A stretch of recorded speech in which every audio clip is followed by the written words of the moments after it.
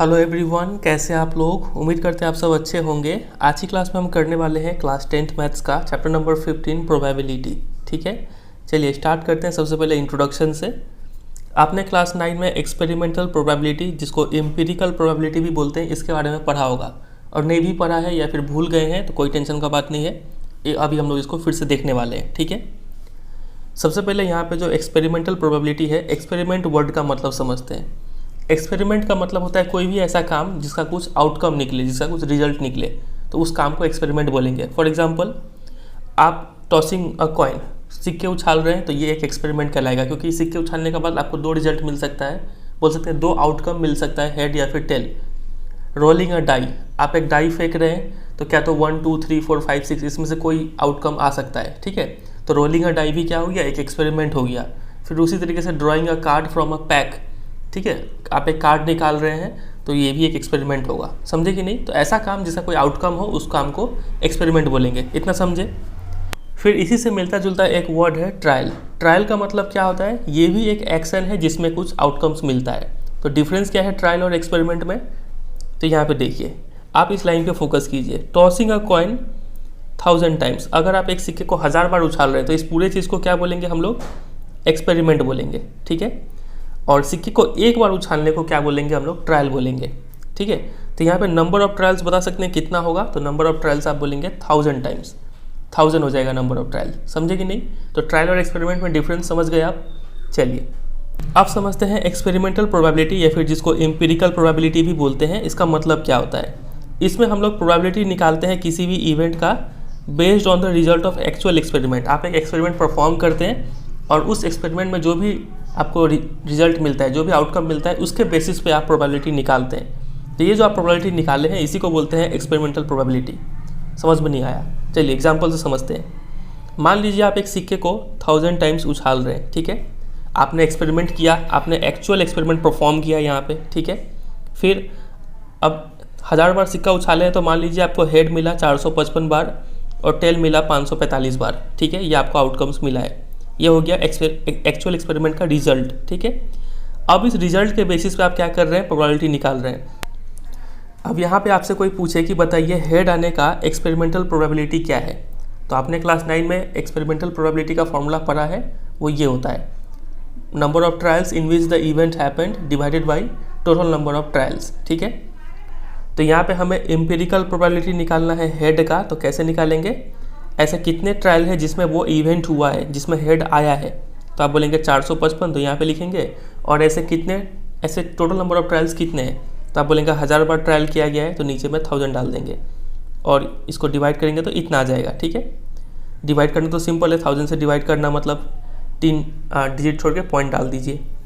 फिर उसी तरीके से अगर आपसे कोई पूछे कि बताइए एम्पिरिकल प्रोबेबिलिटी ऑफ टेल क्या होगा, तो आप बोलेंगे इसको भी 1000 से डिवाइड कर दीजिए, क्योंकि इतने ट्रायल्स में इवेंट हुआ है, टेल आया है और टोटल नंबर ऑफ ट्रायल्स 1000 है। ठीक है, और 1000 से डिवाइड करेंगे तो कितना मिलेगा आपको, 0.545 मिलेगा। इतना समझे कि नहीं। चलिए, तो यहाँ पे सिंस प्रोबेबिलिटी जो निकाल रहे हैं वो किस पे बेस्ड है, ये बेस्ड है on the results of actual experiment. ठीक है, एक्चुअल एक्सपेरिमेंट यहाँ पे किया गया था, कॉइन को 1000 बार उछाला गया था, इसीलिए इस प्रोबेबिलिटी को क्या बोला जाता है, एक्सपेरिमेंटल या फिर एम्पिरिकल प्रोबेबिलिटी बोला जाता है। यहाँ तक समझ गए। ठीक है, अब यहाँ पे कुछ वर्ड आप नोटिस करते चलेंगे। सबसे पहले आपने समझा एक्सपेरिमेंट क्या होता है, उसके बाद आपने समझा ट्रायल क्या होता है, आउटकम का मतलब आपको पता चल गया। आउटकम मतलब जो रिजल्ट आ सकता है। फॉर एग्जांपल, कॉइन को टॉस करेंगे तो क्या क्या आउटकम मिल सकता है, तो हेड और टेल, तो ये हेड और टेल को आउटकम्स बोलते हैं। ठीक है, उसी तरीके से डाई फेंकेंगे तो क्या क्या आ सकता है, 1 2 3 4 5 6, तो ये 1 2 3 4 5 6 को क्या बोलेंगे, आउटकम्स बोल रहे होंगे। समझे कि नहीं। चलिए, अब यहाँ पे एक बात आपको और नोट करना पड़ेगा कि ये जो हम प्रोबेबिलिटी निकाल रहे हैं, एक्सपेरिमेंटल प्रोबेबिलिटी, ये सिर्फ एक एस्टीमेट है, मतलब इसका वैल्यू चेंज होते रहेगा। फॉर एग्जांपल, अगर हम इसी सिक्के को फिर से और 1000 बार उछालें, तो हो सकता है हेड आपका आ जाए 460 बार और ये आपका आ जाए 540 बार, हो सकता है, कुछ भी वैल्यू आ सकता है यहाँ पे और यहाँ पे। ठीक है, तब इस केस में जब प्रोबेबिलिटी निकाल रहे होंगे हेड का, तो क्या आएगा, 0.460 आ रहा होगा। और इस केस में अगर एम्पिरिकल प्रोबेबिलिटी निकाले टेल का, तो कितना मिलेगा, 0.540 मिल रहा होगा। जबकि पहला बार एम्पिरिकल प्रोबेबिलिटी ऑफ हेड कितना आया हुआ था, 0.455, तो अभी आया है 0.460, तो ये चेंज होता रहता है। एम्पेरिकल प्रोबेबिलिटी एग्जैक्ट वैल्यू नहीं देता है, ठीक है, प्रोबेबिलिटी का। तो यहाँ पे लिखा है कि ये सिर्फ एस्टिमेट है। If we perform the same experiment for another 1000 times we may get different data giving different probability estimate. बात अगर को समझ रहे हैं? चलिए, तो यहाँ पे वही हिस्ट्री में जाके बताया गया है कि एक बार फ्रेंच नेचुरलिस्ट थे कॉम्टे डी बफॉन, इन्होंने कॉइन को 4040 बार उछाला तो उन्हें इतना बार हेड मिला। तो इन्होंने एक्सपेरिमेंटल प्रोबेबिलिटी ऑफ हेड निकाला तो कितना आ गया? 0.507। फिर एक और इंसान थे जिनका नाम था J.E. क्रिच, इन्होंने कॉइन को 10,000 बार उछाला, तो इन्होंने फिर से हेड का एम्पिरिकल प्रोबेबिलिटी निकाला तो इसमें उन्हें मिला 0.5067, ठीक है। फिर एक और स्टैटिस्टिशियन थे जिनका नाम था कार्ल पियर्सन, इन्होंने कॉइन को 24,000 बार उछाला और इन्हें एक्सपेरिमेंटल प्रोबेबिलिटी ऑफ हेड कितना मिला? 0.5005। तो आप यहाँ पे एक चीज़ नोटिस करेंगे कि जैसे जैसे नंबर ऑफ ट्रायल्स इंक्रीज़ किया जा रहा है, पहले आपने कॉइन को 4000 बार उछाला, फिर उसके बाद 10,000 बार उछाला, उसके बाद 24,000 बार उछाला, तो प्रोबेबिलिटी देखिए कैसे चेंज हो रहा है। पहली बार प्रोबेबिलिटी आया था 0.507, दूसरी बार आया 0.5067। दोनों में बता सकते हैं कौन बड़ा है? ये बड़ा है, ठीक है, फिर ये छोटा है। फिर इतना बार उछाले तो प्रोबेबिलिटी आ गया इतना, और छोटा वैल्यू आ गया। मतलब जैसे जैसे नंबर ऑफ ट्रायल्स हम बढ़ाते जा रहे हैं वैसे वैसे जो वैल्यू है वो डिक्रीज होते होते कहाँ शिफ्ट कर रहा है? 0.5 की तरफ, ठीक है। क्योंकि पहली बार जब प्रोबेबिलिटी था वो कितना था? 507 था, इसमें 506, इसमें 500, मतलब 5 के करीब आते जा रहा है, ठीक है।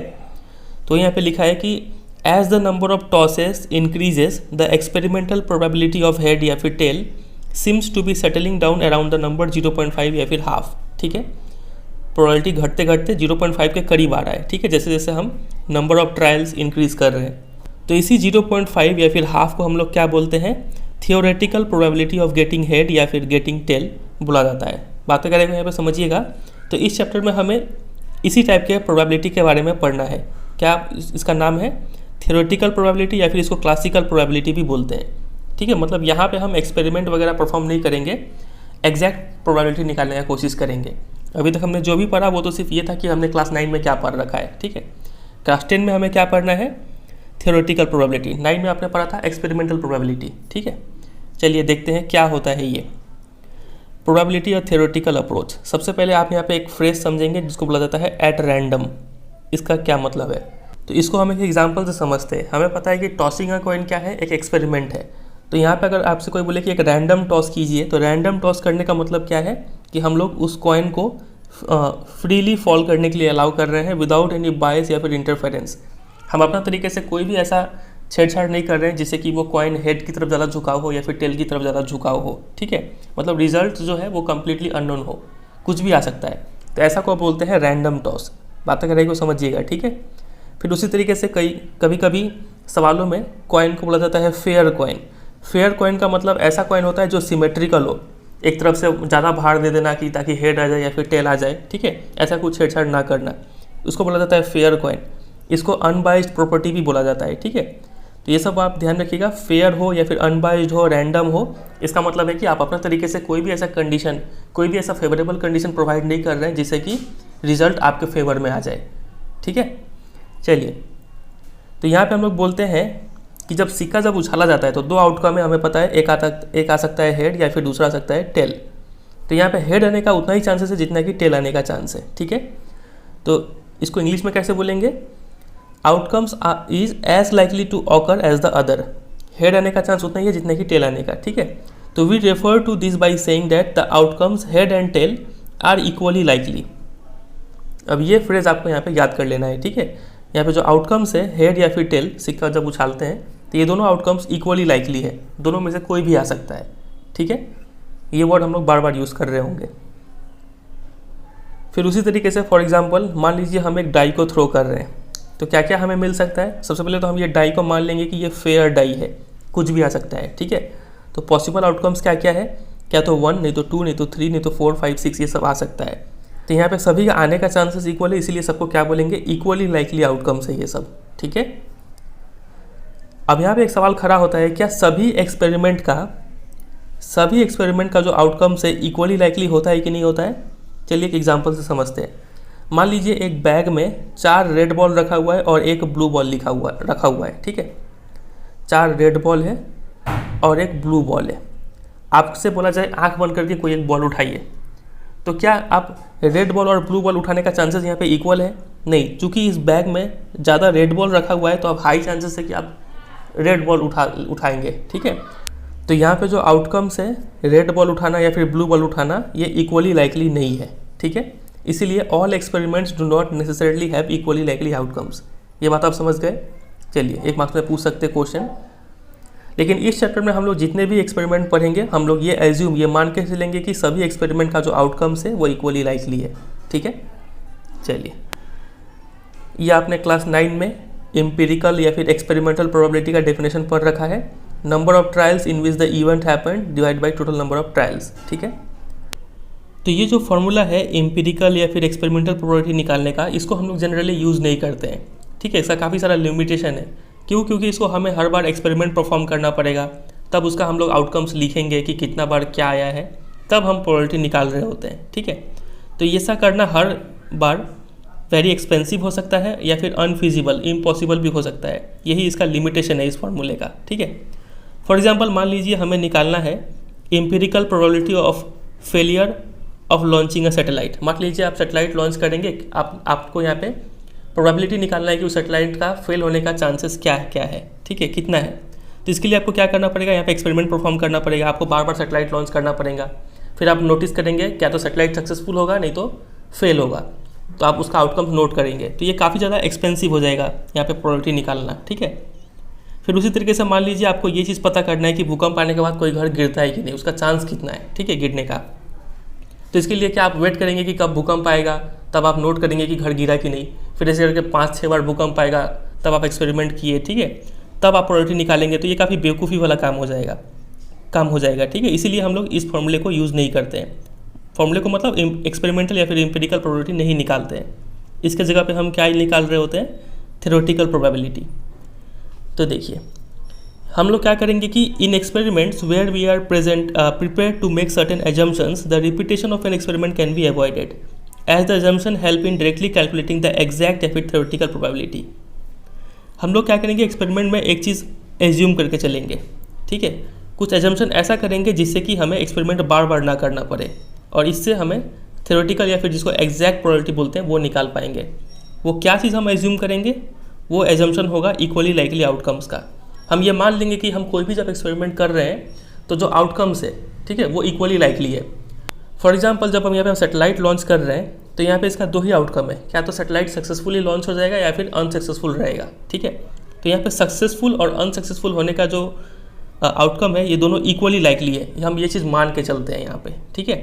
अब यही चीज़ एज्यूम कर लेने से या फिर मान लेने से हमें डेफिनेशन मिल जाता है थ्योरेटिकल प्रोबेबिलिटी का। वो डेफिनेशन क्या है देखिए।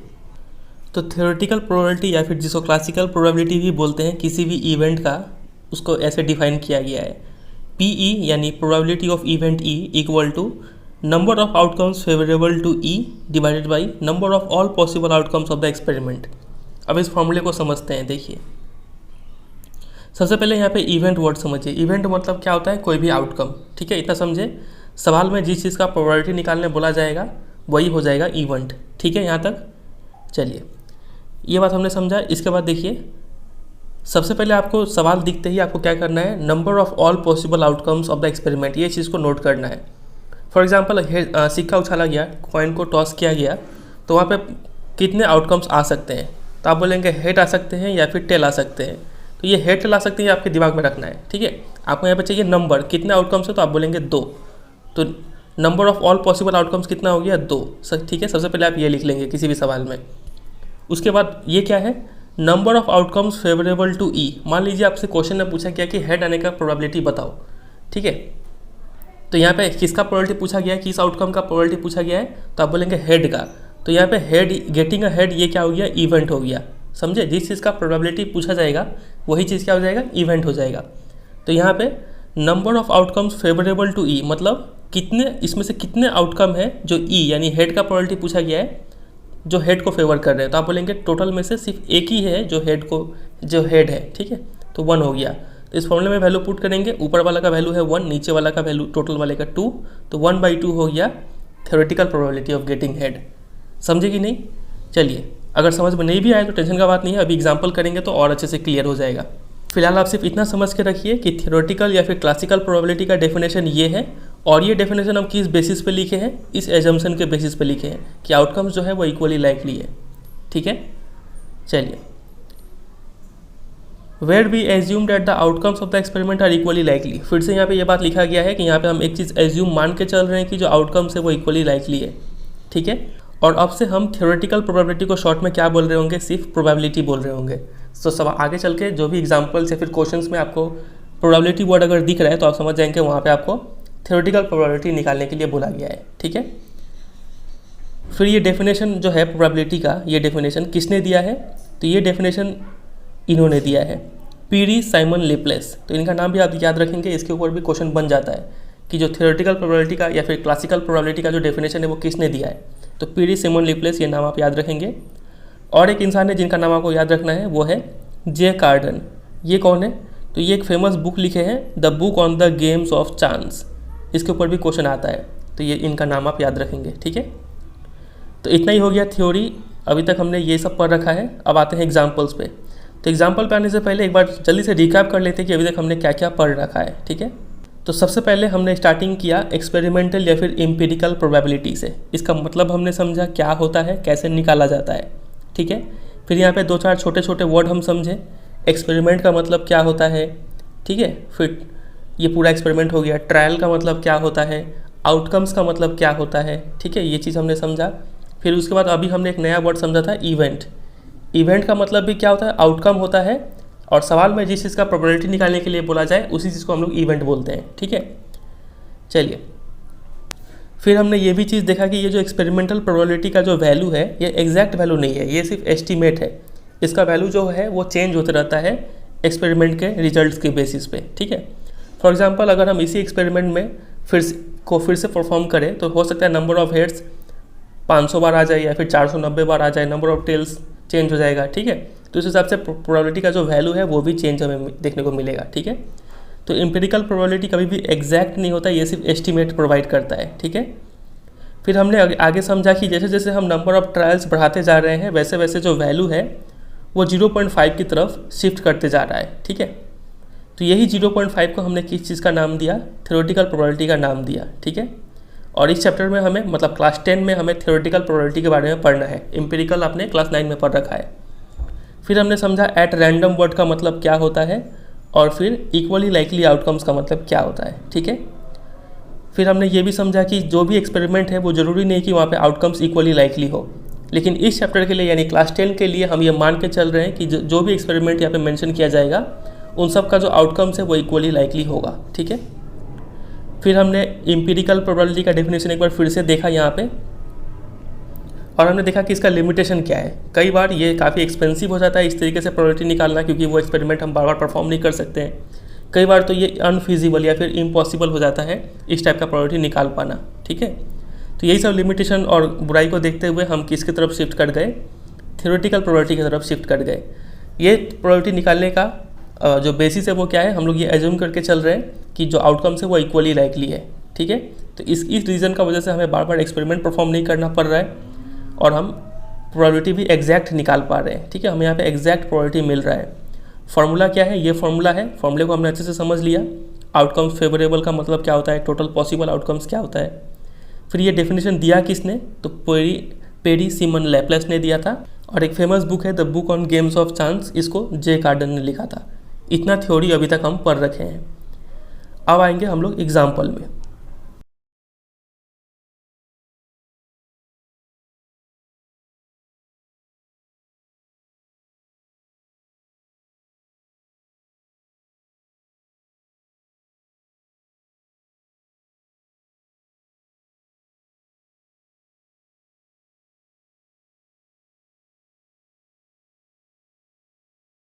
स्टार्ट करते हैं एग्जाम्पल 1 से।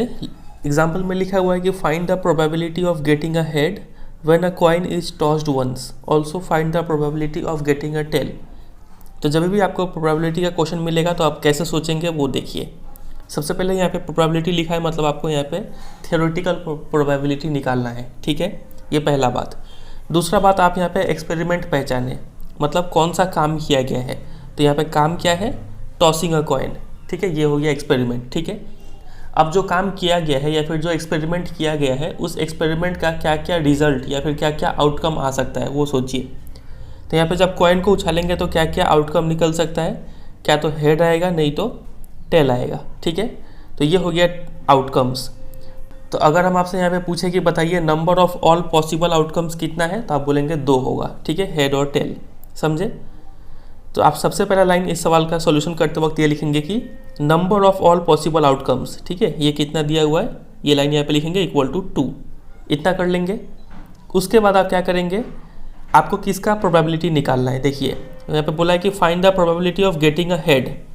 तो गेटिंग अ हेड क्या हो गया, ये इवेंट हो गया, ठीक है। इस इवेंट को कोई एक अल्फ़ाबेटिकल नाम दे देंगे। फॉर एग्जांपल यहाँ पे लिखा है let E be the event getting a head. यहाँ पे हम लेटर ई से डिनोट कर रहे हैं इस इवेंट को, ठीक है। उसके बाद आपका काम होगा फॉर्मूला। देखिए फॉर्मूले में क्या होता है, ये चीज़ होता है number of all possible outcomes. इसका वैल्यू तो हमें मिल चुका है 2, ठीक है। अब बारी है ऊपर वाले का वैल्यू निकालने का। ये क्या है, number of outcomes favourable to E, ठीक है।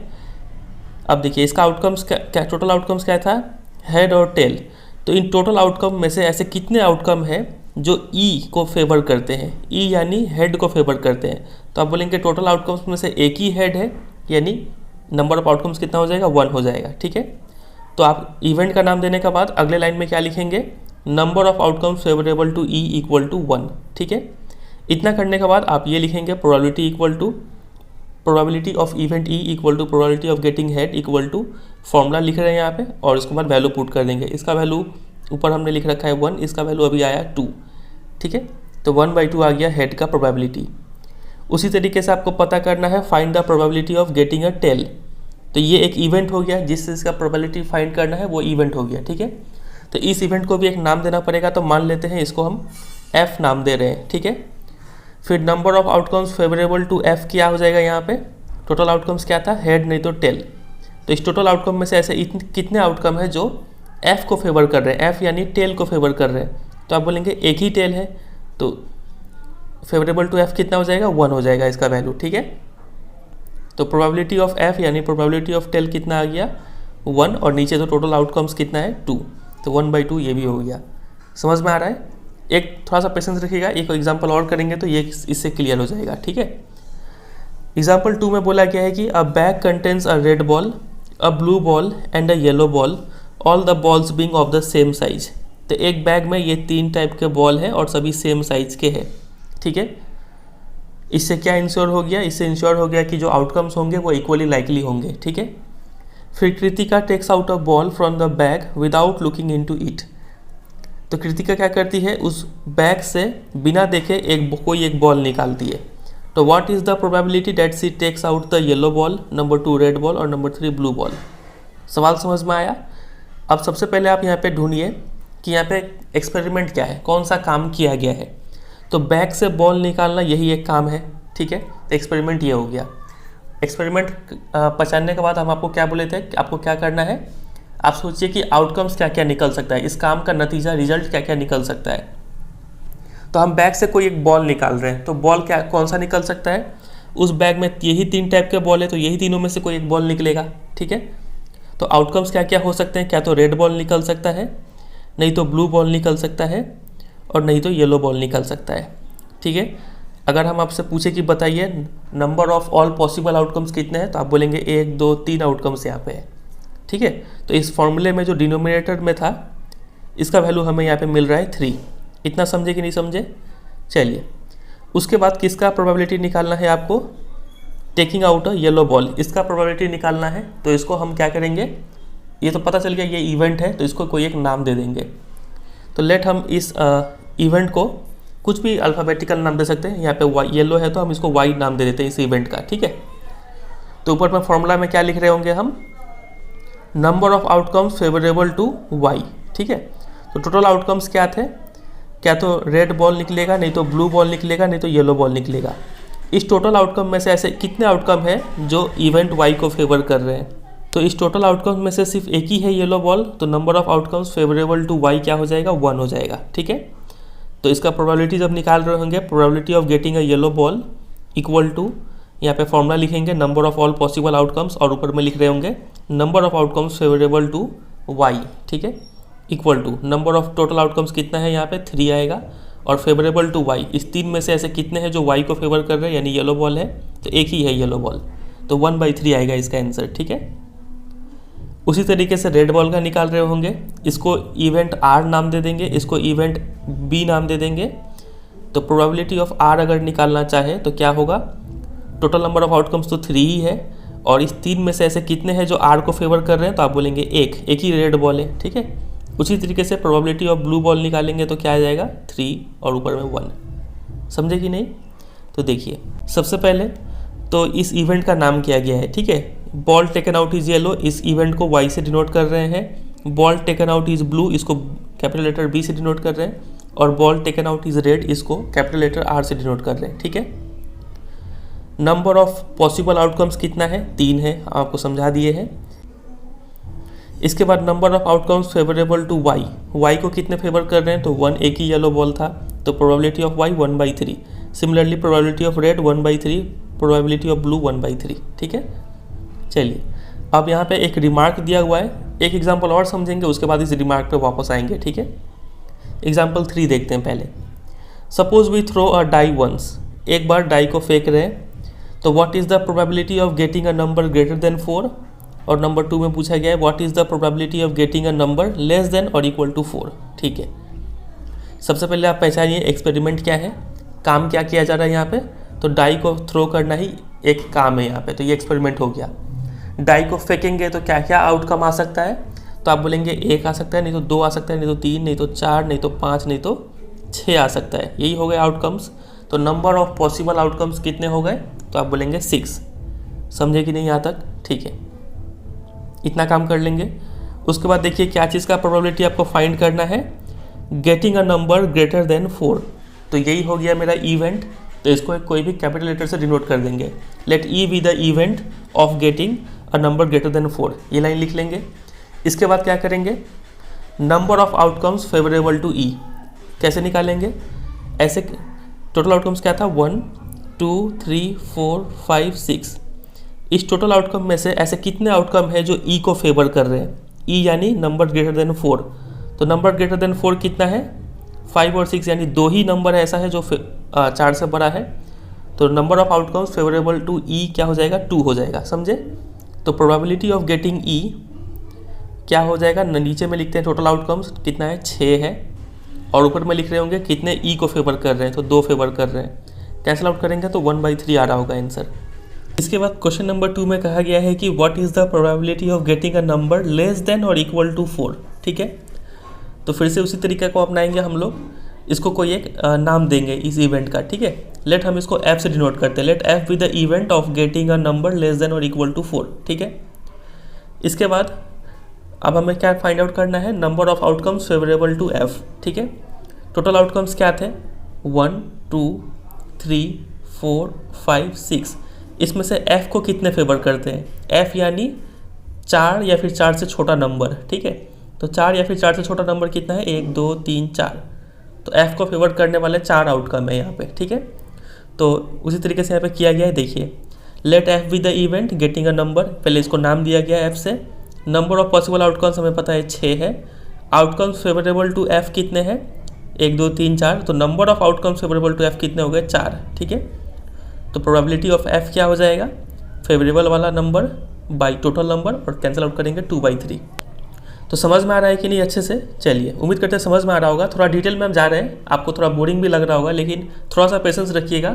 थोड़ी देर बाद आप खुद ही क्या करेंगे कि सवाल को ओरली सॉल्व करना स्टार्ट कर देंगे, आपको पेन छूने का जरूरत भी नहीं पड़ेगा। ठीक है, चलिए, तो ये हमने समझा एग्जाम्पल 3। अब आते हैं रिमार्क पे। ठीक है, ऊपर में भी एक रिमार्क था, पहले इस पर काम करते हैं। एग्जाम्पल नंबर 1 में जो हमने देखा था, ये जो इवेंट हम ई नाम दे रहे थे, event of getting head, total outcomes क्या था, हेड था, नहीं तो टेल था, तो गेटिंग अ हेड, इसमें से टोटल आउटकम में से सिर्फ एक ही आउटकम यहाँ पे लिया गया है, हेड। ठीक है, तो ई एक इस टाइप का आउटकम है। फिर और आगे देखिए, थोड़ा सा पेशेंस रखिएगा, एक और इवेंट हमने यहाँ पे लिखा एफ, मतलब गेटिंग अ टेल, इसमें भी सिर्फ एक ही आउटकम है टेल, ठीक है। फिर यहाँ पे जो इवेंट वाई था taking out a yellow ball, इसमें कितने आउटकम थे? येलो बॉल एक ही आउटकम था, रेड बॉल में भी एक ही आउटकम था, येलो बॉल में भी एक ही आउटकम था। तो ऐसे इवेंट जिसमें सिर्फ एक ही आउटकम होता है एक्सपेरिमेंट का, उस इवेंट को बोलते हैं एलिमेंट्री इवेंट। तो यहाँ पे जो इवेंट ई हो गया, एफ हो गया एग्जाम्पल 1 का, और event Y B R example 2 का, ये सब क्या है? एलिमेंट्री इवेंट है। थोड़ा सा और समझ में आएगा आपको अगर हम एग्जाम्पल 3 पे देखें। यहाँ पे जो हम इवेंट ई नाम दिए थे, इवेंट ई क्या था? Getting a number greater than 4। तो इस इवेंट के अंदर क्या क्या आ रहे थे? 4 से ज़्यादा नंबर कौन सा था? 5 भी था, 6 भी था। तो इस इवेंट के अंदर 2 आउटकम आ रहे हैं, तो क्या ये इवेंट एलिमेंट्री इवेंट कहलाएगा? नहीं कहलाएगा, ठीक है। उसी तरीके से इस क्वेश्चन के लिए हमने इवेंट एफ नाम दिया था, ठीक है। Let F be the event of getting a number less than और इक्वल टू 4। तो इस इवेंट में कितने आउटकम आ रहे थे? टोटल आउटकम क्या था मेरा? 1 2 3 4 5 6। इस टोटल आउटकम में से इस इवेंट में कितने आउटकम आ रहे थे? 4 या फिर 4 से छोटा 4 आउटकम आ रहे थे, है कि नहीं? तो ये क्या एलिमेंट्री इवेंट कहलाएगा एफ? तो ये भी नहीं कहलाएगा। तो ऐसा इवेंट जिसमें सिर्फ एक ही आउटकम आता है, ठीक है, उसको हम लोग बोलते हैं एलिमेंट्री इवेंट। तो ये बात आप याद रखेंगे, ठीक है। एक मार्क्स का क्वेश्चन यहाँ पे बन जाएगा। इसके साथ साथ एक चीज़ आप और नोटिस कीजिए, यहाँ पे ये ई है एलिमेंट्री इवेंट, एफ भी है एलिमेंट्री इवेंट। तो अगर हम इन दोनों एलिमेंट्री इवेंट का प्रोबेबिलिटी को अगर हम ऐड करें तो हाफ प्लस हाफ कितना आ जाएगा? 1 आ जाएगा, ठीक है। यहाँ पर वाई है, ये भी एक एलिमेंट्री इवेंट, रेड भी एलिमेंट्री इवेंट और ब्लू भी एलिमेंट्री इवेंट। अगर हम इन सब का प्रोबेबिलिटी को ऐड कर दें तो याद है आपको कितना कितना वैल्यू आया था? 1/3 प्लस 1/3 प्लस 1/3। तो इसका वैल्यू भी हमें 1 मिल रहा होगा। तो एक सेंटेंस हम यहाँ पे लिख सकते हैं, the sum of the probability of all the elementary events of an experiment is 1। किसी भी एक्सपेरिमेंट का जितने भी एलिमेंट्री इवेंट है उन सब का अगर प्रोबेबिलिटी का ऐड कर देंगे, सम कर निकालेंगे तो कितना मिल रहा होगा? हर बार 1 मिलेगा, ठीक है। तो ये सेंटेंस आप याद रखेंगे, ऑब्जेक्टिव क्वेश्चन में पूछ सकते हैं, और ये चीज़ तो आप समझ ही गए हैं। चलिए, तो ये रिमार्क हमने समझा, और नीचे एक और रिमार्क है ये वाला, और यहाँ पे लिखा गया है एग्जाम्पल 3 के लिए कि यहाँ पे जो इवेंट ई था और इवेंट एफ जो था, ये दोनों एलिमेंट्री इवेंट नहीं है। क्यों? क्योंकि यहाँ पे एक से ज़्यादा आउटकम था, ठीक है। तो यहाँ पे लिखा है कि the event E and F are not elementary event because E has 2 outcome और एफ हैज़ 4 आउटकम्स। समझ गए इतना? चलिए आते हैं रिमार्क पे। तो एग्जाम्पल 1 पे फिर वापस आते हैं, ठीक है। एग्जाम्पल 1 में हमने देखा था probability of getting a head plus probability of getting a tail, यानी P E plus probability of F add कर रहे थे तो 1 आ रहा था, ठीक है। यहाँ पे जो इवेंट ई है ये क्या डिनोट कर रहा है? Event of getting a head. F denote कर रहा है event of getting a tail. अब यहाँ पे हम थोड़ा बात को आगे बढ़ाएंगे, ठीक है।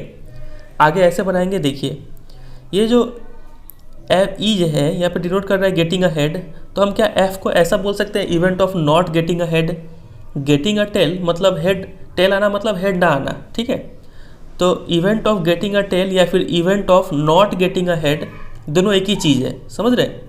तो क्या हम लोग इसको ऐसे लिख सकते हैं, probability of event E plus probability of event not E. समझ रहे? ई आना और ई ना आना, एफ का जगह पे हम लिख रहे हैं ई ना आना, ठीक है। तो इक्वल टू 1 मिलेगा। ये बात को समझे। अब ये जो नॉट ई है ना, इसको हम लोग कैसे डिनोट करते हैं? Probability of E plus probability of E के ऊपर ऐसा एक बार, ठीक है, इक्वल टू 1। समझे? तो प्रोबेबिलिटी ऑफ किसी भी इवेंट का आना plus probability of not event equal to 1 होता है हमेशा। इस बात को आप याद रखेंगे। तो इसी बात को यहाँ पे लिखा गया है कि probability of event E plus probability of event not E हमेशा 1 होता है, ठीक है। किसी इवेंट का होने का चांस प्लस नहीं होने का चांस, दोनों अगर ऐड करेंगे तो 1 मिलेगा। नॉट ई को हम लोग ई बार से डिनोट करते हैं, ठीक है। चलिए, तो इसके ऊपर एग्जाम में क्वेश्चन बनेगा। अभी एग्जाम्पल और एक्सरसाइज करेंगे तब इसका यूज़ करेंगे इस फॉर्मूले का। तो in general it is true that for an event, अगर प्रोबेबिलिटी ऑफ ई दिया हुआ है तो प्रोबेबिलिटी ऑफ नॉट ई हम निकाल सकते हैं 1 माइनस प्रोबेबिलिटी ऑफ ई करके, ठीक है। और यहाँ पे स्पेशल नाम भी है, ये जो ई और नॉट ई है बोलते हैं ये दोनों क्या है? कॉम्प्लीमेंट्री इवेंट्स है, ठीक है। चलिए, तो ऊपर में हमने 2 इवेंट पढ़ा था जिसको बोला जा रहा था एलिमेंट्री इवेंट्स, जिसका नंबर ऑफ आउटकम सिर्फ 1 हो, ठीक है। एलिमेंट्री इवेंट का भी सम करते हैं तो 1 आता है, और इस रिमार्क में हमने पढ़ा कॉम्प्लीमेंट्री इवेंट के बारे में, इसका भी सम करते हैं तो 1 होता है। ठीक है, चलिए अब आगे बढ़ने से पहले दो छोटा छोटा ज्ञान आपको और लेना है। देखिए व्हाट इज, पहला क्वेश्चन है what is the probability of getting a number 8 in a single throw of a die. अगर आप डाई फेंकते हैं तो 8 आने का चांस कितना है बताइए। तो आप तो इस कॉमन सेंस लगाएंगे कि डाई फेंकेंगे तो क्या तो नंबर 1 से 6 का बीच में ही कोई आएगा, 8 तो किसी भी शर्त में नहीं आएगा। तो यहाँ पे इसका प्रोबेबिलिटी क्या हो जाएगा, 0 हो जाएगा। ठीक है, क्योंकि number of outcomes favourable to ये इवेंट 0 है।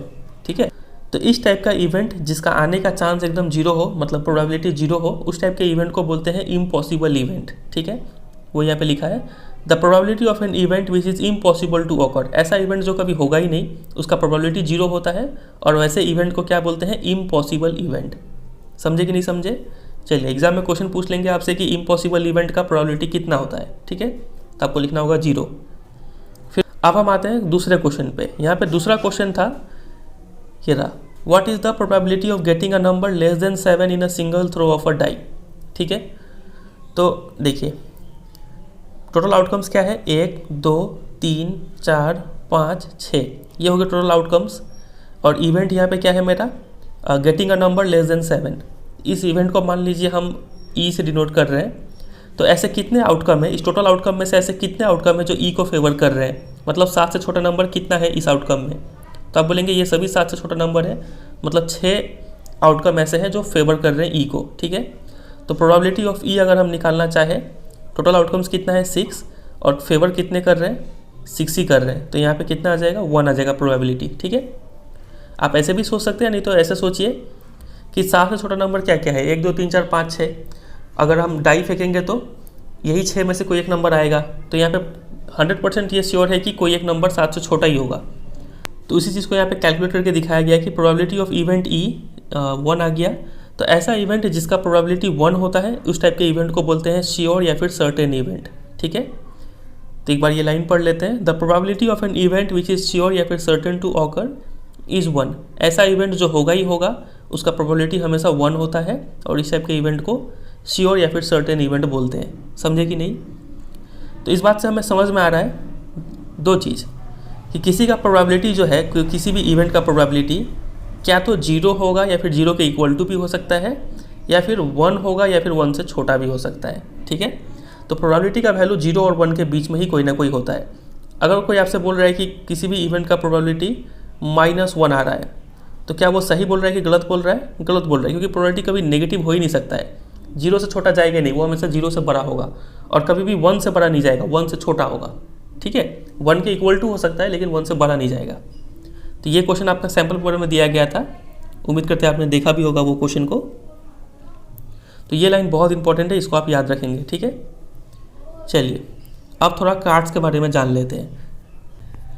प्लेइंग कार्ड्स में टोटल नंबर ऑफ कार्ड्स कितने होते हैं, 52 होते हैं। ठीक है, इन 52 कार्ड्स को 4 सूट में डिवाइड किया जाता है। हर एक सूट में कितने कार्ड हो गए, 13 करके कार्ड हो गए। ठीक है, तो इस हर एक सूट का यानी 13 कार्ड का जो ग्रुप है उसको नाम दिया गया है।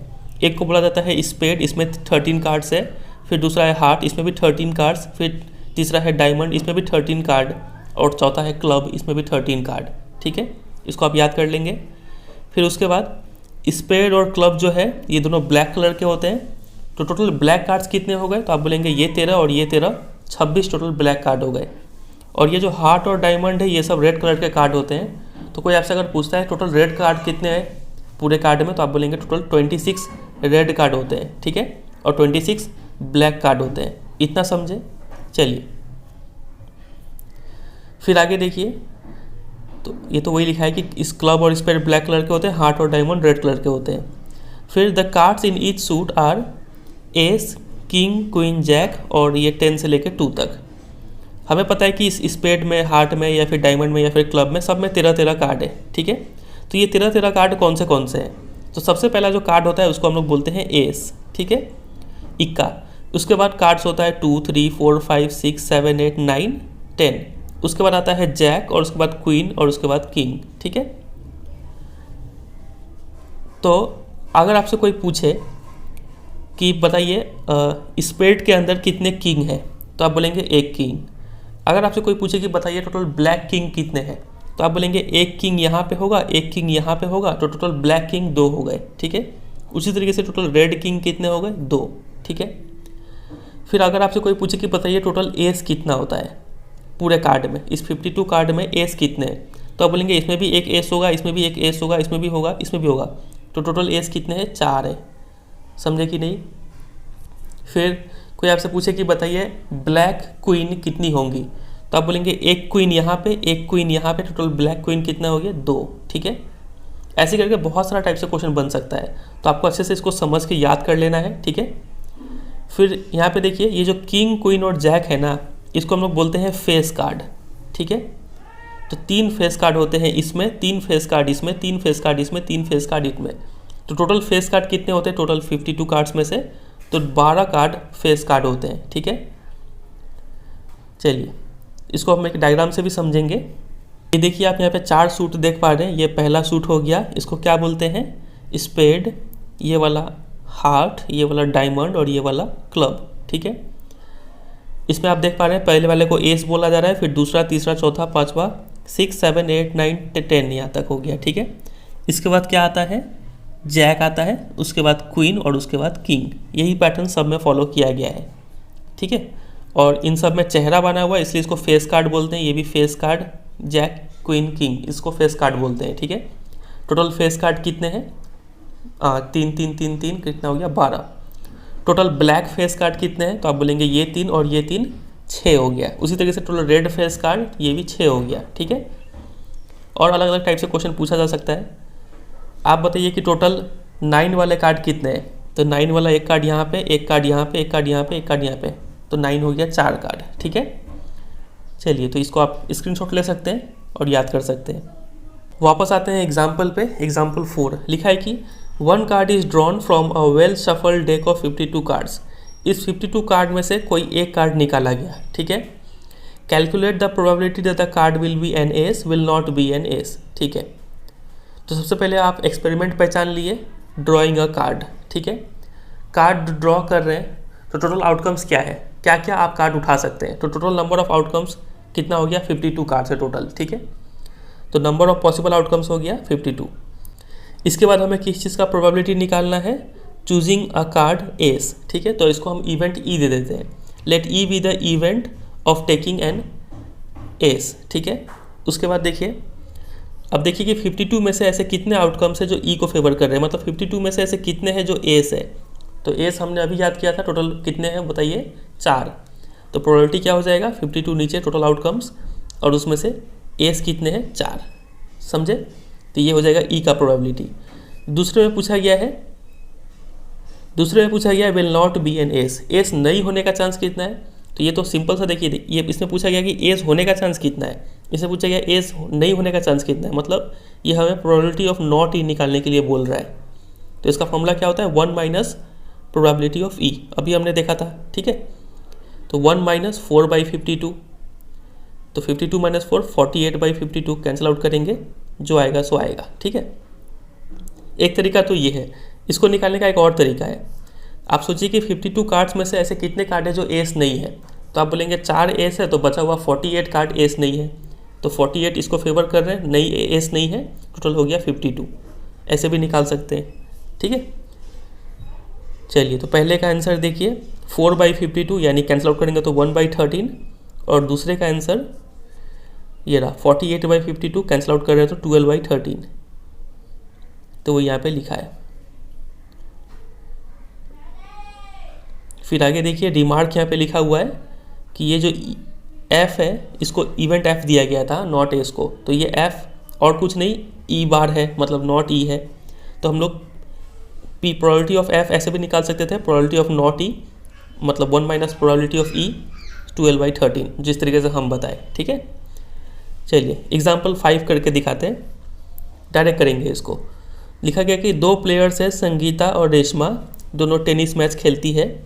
It is known that the probability of Sangeeta winning the match 0.62। What is the probability of Reshma winning the match. एक टेनिस मैच हो रहा है, संगीता और रेशमा प्लेयर है, तो संगीता का जीतने का चांस इतना है, तो बताइए रेशमा का जीतने का चांस कितना है। रेशमा का जीतने का चांस मतलब संगीता का हारने का चांस, ठीक है। तो इसको हम ऐसे करेंगे, हमें पता है प्रोबेबिलिटी ऑफ संगीता विनिंग, ठीक है, SW लिख रहे हैं शॉर्ट में, probability of Sangeeta winning plus probability of Sangeeta not winning कितना आएगा, 1 आएगा, हमें पता है। प्रोबेबिलिटी ऑफ संगीता विनिंग कितना दिया है, 0.62। Probability of Sangeeta not winning ये हमें निकालना है, संगीता नॉट विनिंग मतलब रेशमा विनिंग, ठीक है, 1। तो probability of Sangeeta not winning यहाँ से निकाल लेंगे, 1 माइनस 0.62 कितना आएगा, 0.38 आएगा, ठीक है। तो ये रहा 0.38 आंसर आ रहा होगा। Example 6, Savita and Hamida are friends, ठीक है। What is the probability that both will have number 1 different birthday and number 2 the same birthday ignoring a leap year. मान लीजिए कि ये लीप ईयर नहीं है, बताइए सेम बर्थडे होने का चांस कितना है और डिफरेंट बर्थडे होने का चांस कितना है। तो इसको आप इस तरीके से सोचिए, टोटल ईयर में कितने डेज है, आप बोलेंगे 365 डेज है।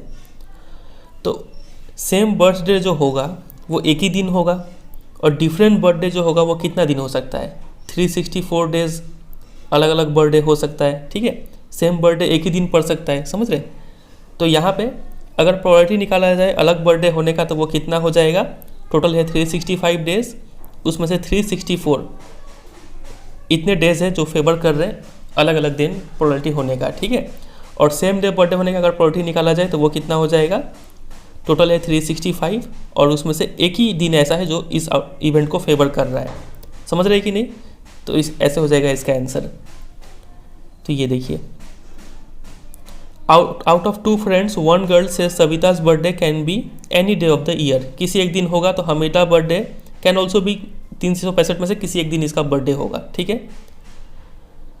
उसके बाद देखिए, अगर मान लीजिए कि हमीदास का बर्थडे अलग है सविता का बर्थडे से, तो नंबर ऑफ फेवरेबल आउटकम्स कितने हो गए, 365 माइनस 1 मतलब 364 दिन हो गए। तो probability of Hamida's birthday is different from Savita's birthday आ गया इतना बाई इतना, समझे। और सेम बर्थडे होने का चांस क्या हो गया, 1 माइनस ये निकाल दीजिए या फिर डायरेक्टली कर सकते हैं कि सेम बर्थडे एक ही दिन हो सकता है और 365 ये आ जाएगा आंसर, ठीक है। यहाँ पे ये दोनों इवेंट जो थे वो दोनों क्या है, कॉम्प्लीमेंट्री इवेंट है, क्या तो डिफरेंट बर्थडे होगा नहीं तो सेम बर्थडे होगा, ठीक है। तो उसी लॉजिक को यूज़ करके यहाँ पे निकाला गया है, तो इतना आता है, समझ गए। एग्जाम्पल 7 देखिए, काफ़ी इजी एग्जाम्पल है। लिखा है कि there are 40 students in class 10 of a school of whom 25 are girls and 15 are boys. Total 40 बच्चे हैं, 25 लड़कियां हैं, 15 लड़के हैं। क्लास टीचर को एक स्टूडेंट को सिलेक्ट करना है एज अ क्लास रिप्रेजेंटेटिव। तो she writes the name of each student on a separate card, the cards being identical. तो हर एक स्टूडेंट का नाम एक कार्ड पे लिखती है, फिर वो कार्ड को एक बैग में रख देती है और उसको अच्छे से हिला देती है। She then draws 1 card from the bag, फिर उस कार्ड में से, उस बैग में से किसी एक कार्ड को निकालती है। तो क्या प्रोबेबिलिटी होगा कि the name on the card is the name of a girl या फिर नंबर 2 अ बॉय। तो क्या प्रोबेबिलिटी होगा कि वो जो कार्ड में नाम है एक लड़की का होगा या फिर दूसरे में निकालना एक लड़के का होगा। तो एक्सपेरिमेंट समझ गए आप। एक्सपेरिमेंट क्या है, taking a card from the bag, ठीक है। टोटल आउटकम्स कितना है यहाँ पे, टोटल कार्ड्स कितने हैं, तो आप बोलेंगे 40 टोटल कार्ड है। उसमें से लड़की का कार्ड 25 है, लड़का का कार्ड 15 है। तो लड़की का कार्ड उठाने का चांस कितना होगा, probability of picking a girl card. Total outcomes 40 और फेवरेबल आउटकम्स गर्ल को कितने फेवर कर रहे हैं, 40 में से ऐसे कितने गर्ल्स है तो 25 कैंसिल आउट कर देंगे, कितना आएगा 5 5 जा 5 8 जा, ठीक है, 5/8। और probability of picking a boy card क्या हो जाएगा, अ कार्ड हैविंग बॉय नेम, वो क्या हो जाएगा 40 नीचे रहेगा और टोटल बॉयज़ कितने हैं 15, कैंसिल आउट करेंगे 3/8 आ जाएगा, ठीक है। एक तरीका तो ये है, और नहीं तो आप क्या कर सकते थे कि एक बार आपको गर्ल्स का मिल गया 5/8 तो बॉयज़ का कैसे निकालेंगे। अब देखिए गर्ल और बॉय दोनों क्या है, कॉम्प्लीमेंट्री इवेंट है। कार्ड क्या तो लड़की का निकलेगा नहीं तो लड़का का निकलेगा, लड़का का निकल रहा है मतलब लड़की का नहीं निकल रहा है, ठीक है। तो बॉय का निकालने के लिए हम 1 माइनस गर्ल का भी कर सकते थे 5/8, तो क्या आता 3/8 आता, समझे कि नहीं। तो आपका मर्जी है, जिस लॉजिक से भी आप कर सकते हैं, ठीक है। तो एक बार यहाँ पे समझा देते हैं, देयर आर 40 स्टूडेंट्स और टोटल नंबर ऑफ आउटकम्स हो गए 40। तो इसको फेवर कितने कर रहे हैं गर्ल वाले को, तो 25, तो प्रोबेबिलिटी निकल गया 5/8। फिर दूसरा क्या कर रहे हैं, लड़के का निकालना है, तो बॉय को कितने फेवर कर रहे हैं, तो 15 हो गया, तो बॉय का प्रोबेबिलिटी हो गया 3/8, ठीक है। और हम चाहते तो यहाँ पे प्रोबेबिलिटी ऑफ बॉय इस तरीके से भी निकाल सकते थे, probability of boy equal to 1 minus probability of not boy, मतलब 1 minus probability of girl, value put करते सॉल्व कर देते। ठीक है, एग्जाम्पल 8 देखिए, a box contains 3 blue 2 white and 4 red marbles. If a marble is drawn at random समझ गए from the box, what is the probability that it will be white blue red. यहाँ पे at random का मतलब है कि आप कोई पार्शलिटी नहीं कर रहे हैं, एकदम जेन्युइनली कोई भी एक बॉल उठा रहे हैं और सब बॉल को उठाने का चांस बराबर है। ठीक है, चलिए तो बताइए यहाँ पे एक्सपेरिमेंट क्या है, drawing a marble eight random from the box. ठीक है, तो टोटल आउटकम्स क्या क्या हो गए यहाँ पे, क्या तो आप इन तीनों में से कोई एक बॉल उठाएंगे, नहीं तो इन दोनों में से, नहीं तो इन चारों में से। ठीक है, तो नंबर ऑफ पॉसिबल आउटकम्स क्या हो गया, 3 + 2 + 4 कितना हो गया, 9।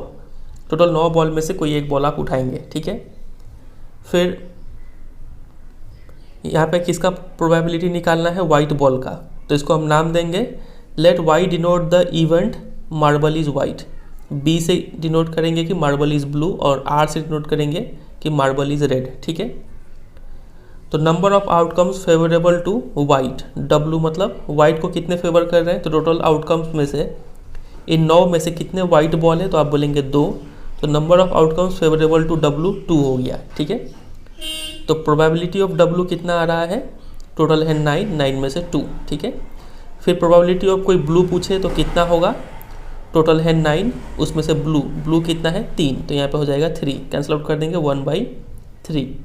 फिर प्रोबेबिलिटी ऑफ रेड अगर निकालना है तो टोटल कितना है 9 में से रेड कितना है 4, तो 4/9, ये हो जाएगा तीनों का आंसर। ठीक है, तो यहाँ पे कर रखा है। आगे मूव करें क्वेश्चन नंबर 9, एग्जाम्पल 9 पे लिखा है कि Harpreet tosses 2 different coins simultaneously. ठीक है, 2 अलग अलग कॉइन को एक साथ टॉस किया जा रहा है, एक है 1 रुपये वाला कॉइन और एक है 2 रुपये वाला coin. What is the probability that she gets at least 1 head. चलिए इसको करके देखते हैं, तो इसका आपको यहाँ पे देखना पड़ेगा आउटकम्स क्या क्या हो सकता है। 2 कॉइन को अगर आप टॉस करते हैं तो क्या क्या आ सकता है, क्या तो हेड आ सकता है दोनों ही कॉइन में, या फिर वो हो सकता है कि पहले में हेड आए और दूसरे में टेल आ जाए, या फिर हो सकता है कि पहले में टेल आए दूसरे में हेड आ जाए, या फिर हो सकता है दोनों में ही टेल आ जाए। ये छोड़ के और कोई पॉसिबिलिटी बन रहा है क्या, नहीं बन रहा है। तो सबसे पहले आप क्या करेंगे कि पॉसिबल आउटकम्स लिख लेंगे इतना सारा। ठीक है, नंबर ऑफ पॉसिबल आउटकम्स कितना हो जाएगा, तो आप बोलेंगे 1 2 3 4 हो गया पॉसिबल आउटकम्स। और ये लिखने का तरीका देखिए, ब्रैकेट में H, ऐसे लिखते हैं, फिर कॉमा देके फिर ब्रैकेट में हेड, टेल ऐसे लिखते हैं हम लोग। चलिए फिर इतना हमने कर लिया, उसके बाद पूछा क्या है, probability that she get at least 1 head, कम से कम एक हेड। तो ये क्या है, हाँ इसमें कम से कम एक हेड है, इसमें भी कम से कम एक हेड है, इसमें भी कम से कम एक हेड है। तो क्या हो जाएगा इसका प्रोबेबिलिटी, टोटल आउटकम्स कितने हैं, तो 1 2 3 4, उसमें से एटलीस्ट 1 हेड वाले कितने हैं, तो 1 2 3, तो 3/4 आ रहा होगा इसका आंसर। समझे कि नहीं, ये रहा आंसर है 3/4। बस यहाँ पे आप लिखने का तरीका समझाया गया है कि अगर लिख के दिखाना हुआ टीचर को तो कैसे करके दिखाएंगे। तो सबसे पहले किसका प्रोबेबिलिटी निकालना है, गेटिंग एटलीस्ट 1 हेड, तो let E be the event of getting at least 1 head. ठीक है, ई से हमने डिनोट कर दिया। और number of outcomes favourable to E कितना हो गया, एटलीस्ट 1 हेड वाला, तो 3 हो गया। तो probability of E equal to 3/4, बस इतना ही लाइन लिख के दिखा देंगे और मार्क्स मिल जाएगा। और एग्जाम जब MCQ होगा तब तो आपको पता ही है, आप ओरली आंसर निकालेंगे। टोटल आउटकम्स यहाँ पे 4 है और एटलीस्ट 1 हेड वाला 3 है यहाँ पे। ठीक है, तो 3/4 डायरेक्ट लिख देंगे, आंसर खत्म है। चलिए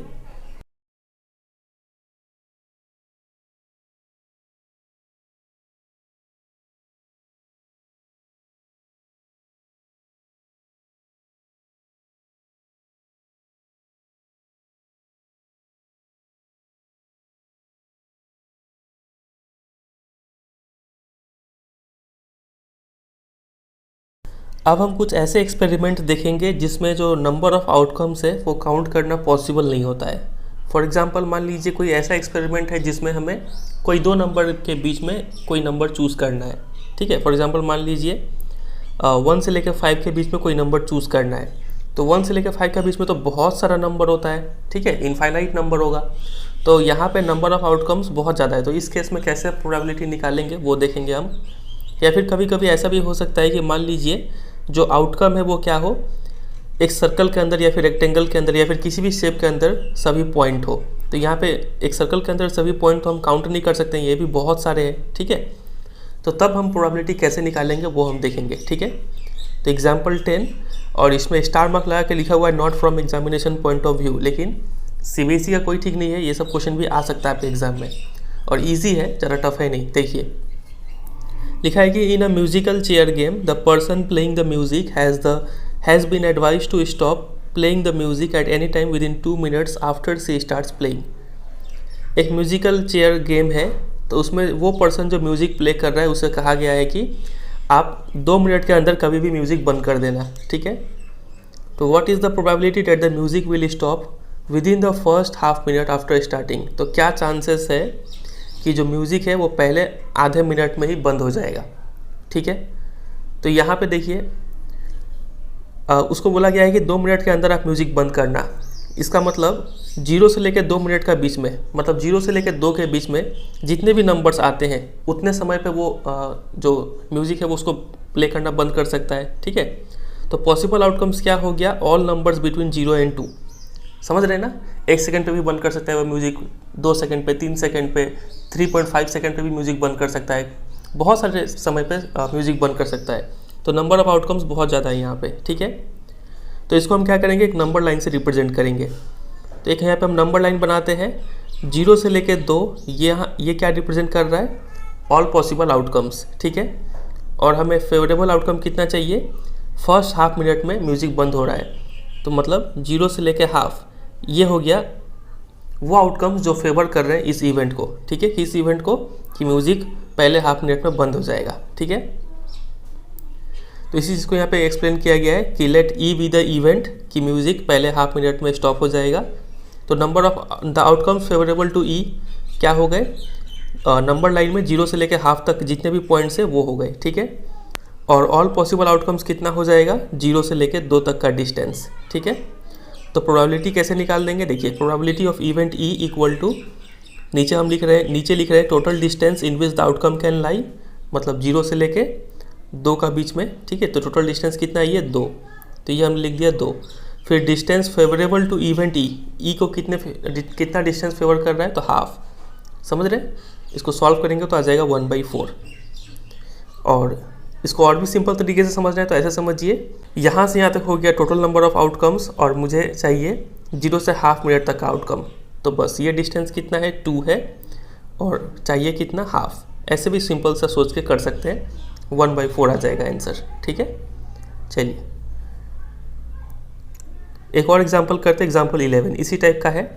लिखा है कि a missing helicopter is reported to have crashed somewhere in the rectangular region shown in figure 15.2। इस फिगर में एक हेलीकॉप्टर का मतलब रिपोर्ट मिला है कि वो इसी रेक्टेंगल वाले जगह पे कहीं पे क्रैश हुआ है, कहीं पे हुआ है, ठीक है। अब पता नहीं कहाँ पे हुआ है। What is the probability that it crashed inside the lake shown in the figure. तो क्या चांसेस है कि वो जो हेलीकॉप्टर है वो इस लेक के अंदर क्रैश हुआ होगा, ठीक है। तो यहाँ पे आप कैसे सोचेंगे, देखिए क्रैश, टोटल आउटकम्स, क्रैश कहाँ कहाँ हो सकता है, तो इस पूरे एरिया पे क्रैश हो सकता है। तो प्रोबेबिलिटी जब निकालेंगे तो क्या करेंगे, नीचे में टोटल एरिया दे देंगे, ठीक है। ये पूरा हो गया आउटकम। फिर फेवरेबल जो है कहाँ पे क्रैश होने का बोला गया है, लेक में, तो लेक का एरिया कितना है, वो लेक का एरिया ऊपर डाल देंगे और नीचे डालेंगे टोटल रेक्टेंगल का एरिया, समझ रहे। तो यहाँ पे हो जाएगा, ये देखिए सबसे पहले एरिया ऑफ इंटायर रीजन निकाला गया, रेक्टेंगल है तो लेंथ इंटू ब्रेथ कर देंगे। लेंथ कितना है 9 और ब्रेथ है 4.5, तो 4.5 इंटू 9 ये आ गया रेक्टेंगल का एरिया। उसके बाद हम उस लेक का एरिया निकालेंगे। लेक भी लेंथ ब्रेथ पता है लेक का, ये पूरा 4.5, इतना दूर 2 दिया हुआ है तो इसको निकाल लेंगे, 2.5 आ जाएगा, ठीक है। 4.5 में से 2 हटा के, फिर ये पूरा 9 है, इतना दूर 6 है तो ये कितना हो जाएगा, 9 में से 6 गया तो 3 हो जाएगा ये। तो 3 इंटू 2.5 करेंगे तो लेक का एरिया मिल जाएगा, ये रहा 3 इंटू 2.5 लेक का एरिया। तो प्रोबेबिलिटी निकालना है तो नीचे हो गया टोटल एरिया, ऊपर हो गया लेग का एरिया, डिवाइड कर दिए, इतना आता है आंसर। समझ गए इस टाइप का क्वेश्चन को कैसे करेंगे। अगर क्वेश्चन एरिया बेस्ड होता है तो आप क्या करेंगे, टोटल एरिया नीचे लिखेंगे और ऊपर जिस एरिया में प्रोबेबिलिटी निकालना है उस एरिया को यहाँ पे लिखेंगे, ठीक है, और सॉल्व कर देंगे। और अगर क्वेश्चन नंबर लाइन के ऊपर बेस्ड होता है तो आप डिस्टेंस के ऊपर काम करेंगे, ये टोटल डिस्टेंस और जितना का आपको प्रोबेबिलिटी चाहिए, ठीक है। अब इसी क्वेश्चन में आपसे पूछ सकते थे कि क्या चांसेस है कि वो जो म्यूज़िक जो प्ले कर रहा है वो इंसान हाफ मिनट से लेके 1 मिनट के अंदर म्यूज़िक स्टॉप कर दे, ठीक है। तो अभी हम कैसे कर रहे होते हैं, टोटल डिस्टेंस कितना है 2 और ये हाफ से लेके 1 का डिस्टेंस कितना है, हाफ ही है, इसको सॉल्व करेंगे 1/4 आ जाता है आंसर, ठीक है। चलिए नेक्स्ट क्वेश्चन पे आते हैं, क्वेश्चन नंबर 12। बहुत इजी क्वेश्चन है, इसको हम लोग ऑर्डरली सॉल्व करने की कोशिश करेंगे। देखिए, a carton consist of 100 shirts of which 88 are good and 8 have minor defects और 4 हैव मेजर डिफेक्ट्स। समझ गए इतना। चलिए, Jimmy a trader will only accept the shirts which are good but Sujata another trader will only reject the shirts which have major defects. ठीक है, Jimmy जो है सिर्फ अच्छे जो गुड शर्ट है उसी को एक्सेप्ट करेगा और सुजाता सिर्फ उसी को रिजेक्ट करेगी जो मेजर डिफेक्ट है, यानी मेजर डिफेक्ट वाले वो नहीं लेगी, तो माइनर डिफेक्ट और अच्छे वाले वो लेगी। ठीक है, तो 1 shirt is drawn at random from the carton. तो एक कार्टून से एक शर्ट निकाला गया। What is the probability that it is acceptable to Jimmy. Jimmy वो शर्ट को एक्सेप्ट करेगा, उसका प्रोबेबिलिटी क्या है। टोटल शर्ट कितने हैं, टोटल नंबर ऑफ आउटकम्स 100, नीचे तो डिनोमिनेटर में 100 आएगा, कोई डाउट नहीं है। ठीक है, फिर जिमी कौन सा शर्ट एक्सेप्ट करेगा, जो क्या हो, गुड हो। तो गुड कितने हैं, 88, तो 0.88 आ गया इसका आंसर प्रोबेबिलिटी का। समझ गए। और नंबर 2 में पूछा गया कि it is acceptable to Sujata. तो सुजाता कौन सा एक्सेप्ट करेगी, जिसमें मेजर डिफेक्ट ना हो, मतलब ये 4 छोड़ के बाकी ये माइनर डिफेक्ट 8 वो एक्सेप्ट करेगी और 88 गुड तो है, ये तो एक्सेप्ट करेगी ही। ठीक है, तो इसका प्रोबेबिलिटी कैसे निकलेगा बताइए। तो आप बोलेंगे टोटल है 100 और वो कौन सा एक्सेप्ट करेगी, तो 88 एक्सेप्ट करेगी प्लस ये 8 भी एक्सेप्ट करेगी। ठीक है, तो कितना आ जाएगा ये 96/100, यानी डेसिमल में करें तो 0.96। समझे कि नहीं। तो बस यही हो गया आंसर। ये रहा पहले का आंसर इतना, दूसरा का आंसर इतना। अब आते हैं एग्जाम्पल 13 पे। काफ़ी इंपॉर्टेंट एग्जाम्पल है ये। देखिए, लिखा है कि 2 डाइस, एक ब्लू कलर का है और एक ग्रे कलर का है, दोनों को एक साथ आप थ्रो करते हैं। ठीक है, अब यहाँ पे एक चीज़ समझिएगा, अगर आप 2 डाइस को एक साथ थ्रो करें या फिर एक डाइस को 2 बार थ्रो करें, दोनों सेम एक्सपेरिमेंट माना जाता है। ठीक है, तो ये 2 फ्रेज आप याद रखेंगे कि थ्रोइंग अ डाई ट्वाइस या फिर थ्रोइंग 2 डाई साइमल्टेनियसली, दोनों एक ही चीज़ है। ठीक है, तो फेंकते हैं तो क्या होता है, फिर write down all the possible outcomes. तो क्या क्या आउटकम्स आ सकता है वो लिखिए। तो देखिए, सबसे पहले तो आप ऐसे सोचेंगे कि क्या तो पहले डाई में भी 1 आ जाए, दूसरे डाई में भी 1 आ जाए, या फिर पहले डाई में 1 दूसरे में 2 आ जाए, पहले में 1 या फिर दूसरे में 3 आ जाए। समझ रहे, 1,4 हो सकता है, 1,5 हो सकता है और 1,6 हो सकता है। ठीक है, या फिर ऐसा होता है दूसरे पहले में 2 आए, इसमें 1 आए, फिर 2 आए, फिर 2 आए, ऐसे करके आप इसका आउटकम्स लिखेंगे। तो यहाँ पे देखिए, जो पूरा आउटकम्स अब जब आप लिखेंगे तो आपको ये चीज़ देखने को मिलेगा। ठीक है कि नहीं। ठीक है, तो इसको आप अच्छे से एक बार प्रैक्टिस कर लेंगे कि ये आउटकम्स लिखा कैसे जाता है। टोटल कितने आउटकम्स है, तो इधर है 6, इधर है 6, तो 6 6 36 आउटकम्स है टोटल। समझे। तो जब भी आपको इस टाइप का क्वेश्चन मिलेगा जिसमें 2 डाइस लिखा हुआ मिले, तो आप सबसे पहले इस टाइप का आउटकम्स आप बना लेंगे। ठीक है, ये आउटकम बनाना बहुत ज़रूरी है, इसके बाद ही आप सवाल को आगे कर सकते हैं। अब देखते हैं सवाल में क्या पूछा गया है। What is the probability that the sum of the 2 numbers appearing on the top of the dice is 8? तो अगर सम जो है 8 आने का प्रोबेबिलिटी कितना है पूछा जा रहा है। तो देखिए कहाँ पे सम 8 आ रहा है। तो देखिए, जब आप यहाँ पे देखेंगे 6 + 2 8 है, 5 + 3 8 है, 4 + 4 8 है, फिर यहाँ भी 8, यहाँ भी 8, और कहीं पे भी 8 नहीं मिलेगा आपको ऐड करने से। ठीक है, तो कितने में 8 आ रहा है, 1 2 3 4 5, और टोटल आउटकम्स कितने हैं 36। तो 5/36 हो गया पहले वाले का आंसर। समझे कि नहीं समझे। फिर दूसरा में पूछा गया है कि सम 13 आने का प्रोबेबिलिटी कितना है। तो यहाँ पे आप जब आप देखेंगे तो मैक्सिमम जो है यहाँ पे 11 मिल रहा है, यहाँ पे 6 6 12 मिल रहा है, दोनों में 6 आएगा तो 12 मिल जाएगा। 13 का भी आ सकता है क्या, नहीं आ सकता है। तो यहाँ पे इसका प्रोबेबिलिटी जब निकालेंगे, टोटल आउटकम्स है 36, 13 को फेवर करने वाले 0 है तो 0 मिलेगा। मतलब ये कौन सा इवेंट है बताइए, ये है इम्पॉसिबल इवेंट। ठीक है। क्वेश्चन नंबर 3 में बोला गया है कि जो सम है वो लेस देन या फिर इक्वल टू 12 होना चाहिए। ठीक है। तो यहाँ पे अगर हम आउटकम्स में देखें तो ऐसे सारे ही आउटकम्स ऐसे हैं यहाँ पे जिनका सम 12 या फिर 12 से कम है। ठीक है। तो प्रोबेबिलिटी निकालने जाएंगे तो कैसे निकलेगा, ये टोटल आउटकम्स है 36 और टोटल इसको फेवर भी कितने कर रहे हैं इस चीज़ को, तो 36 कैंसिल आउट होकर ये 1 देता है। और हमने स्टार्टिंग में पढ़ रखा है कि ऐसा इवेंट जिसका प्रोबेबिलिटी 1 होता है उसको क्या बोलते हैं, श्योर या फिर सर्टेन इवेंट। ठीक है। बस यही था इसमें। ये आंसर है 5/36, एक का आंसर 0, एक का आंसर 1, इतना ही है। अब आ जाते हैं एक्सरसाइज पे। Exercise 15.1 question number 1, complete the following statements. उसका 1 में लिखा है probability of an event E plus probability of event not E कितना होता है बताइए। बिल्कुल सही कहा आपने, 1 होता है। ठीक है। Question number 2, the probability of an event that can not happen. ऐसा इवेंट जो हो ही नहीं सकता है तो उसका प्रोबेबिलिटी क्या होता है, 0 होने का चांस भी 0 है। और इस टाइप के इवेंट को क्या बोलते हैं, जिसका प्रोबेबिलिटी 0 हो उसको बोलते हैं इम्पॉसिबल इवेंट। ठीक है।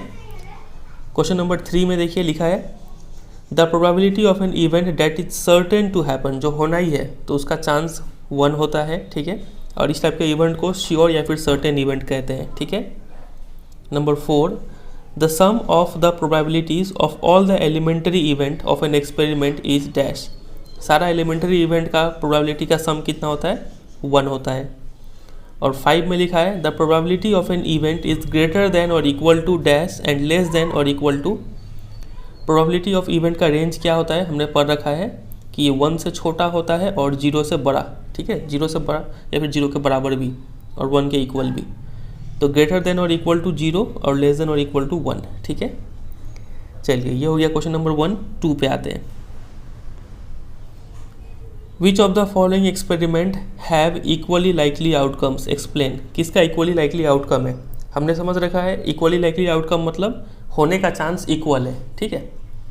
चलिए तो पहले में बोला है कि a driver attempts to start a car.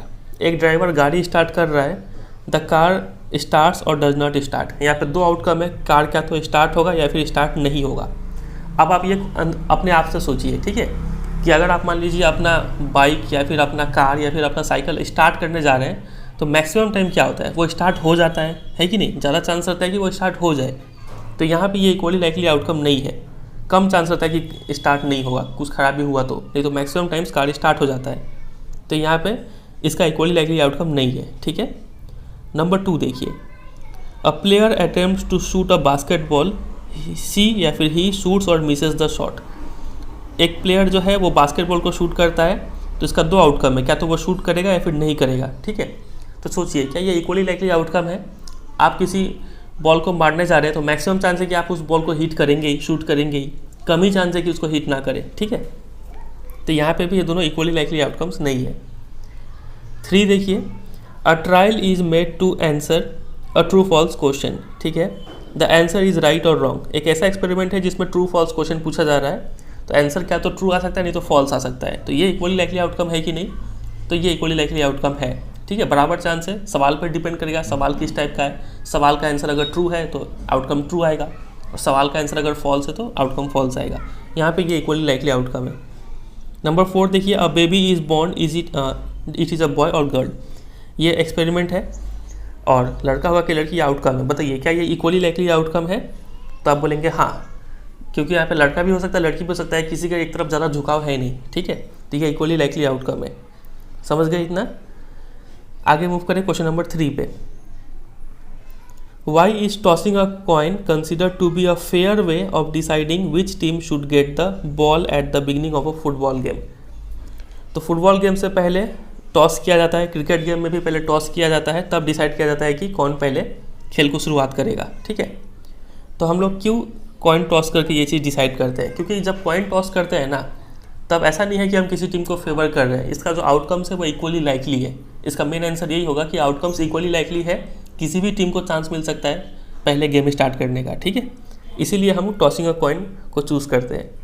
तो इसका आंसर एनसीईआरटी बुक में यही लिखा हुआ है कि when we toss a coin the outcomes head and tail are equally likely. यही मेन आंसर है इसका। तो so the result of an individual coin toss is completely unpredictable. ठीक है, चलिए नंबर 4 पे आते हैं।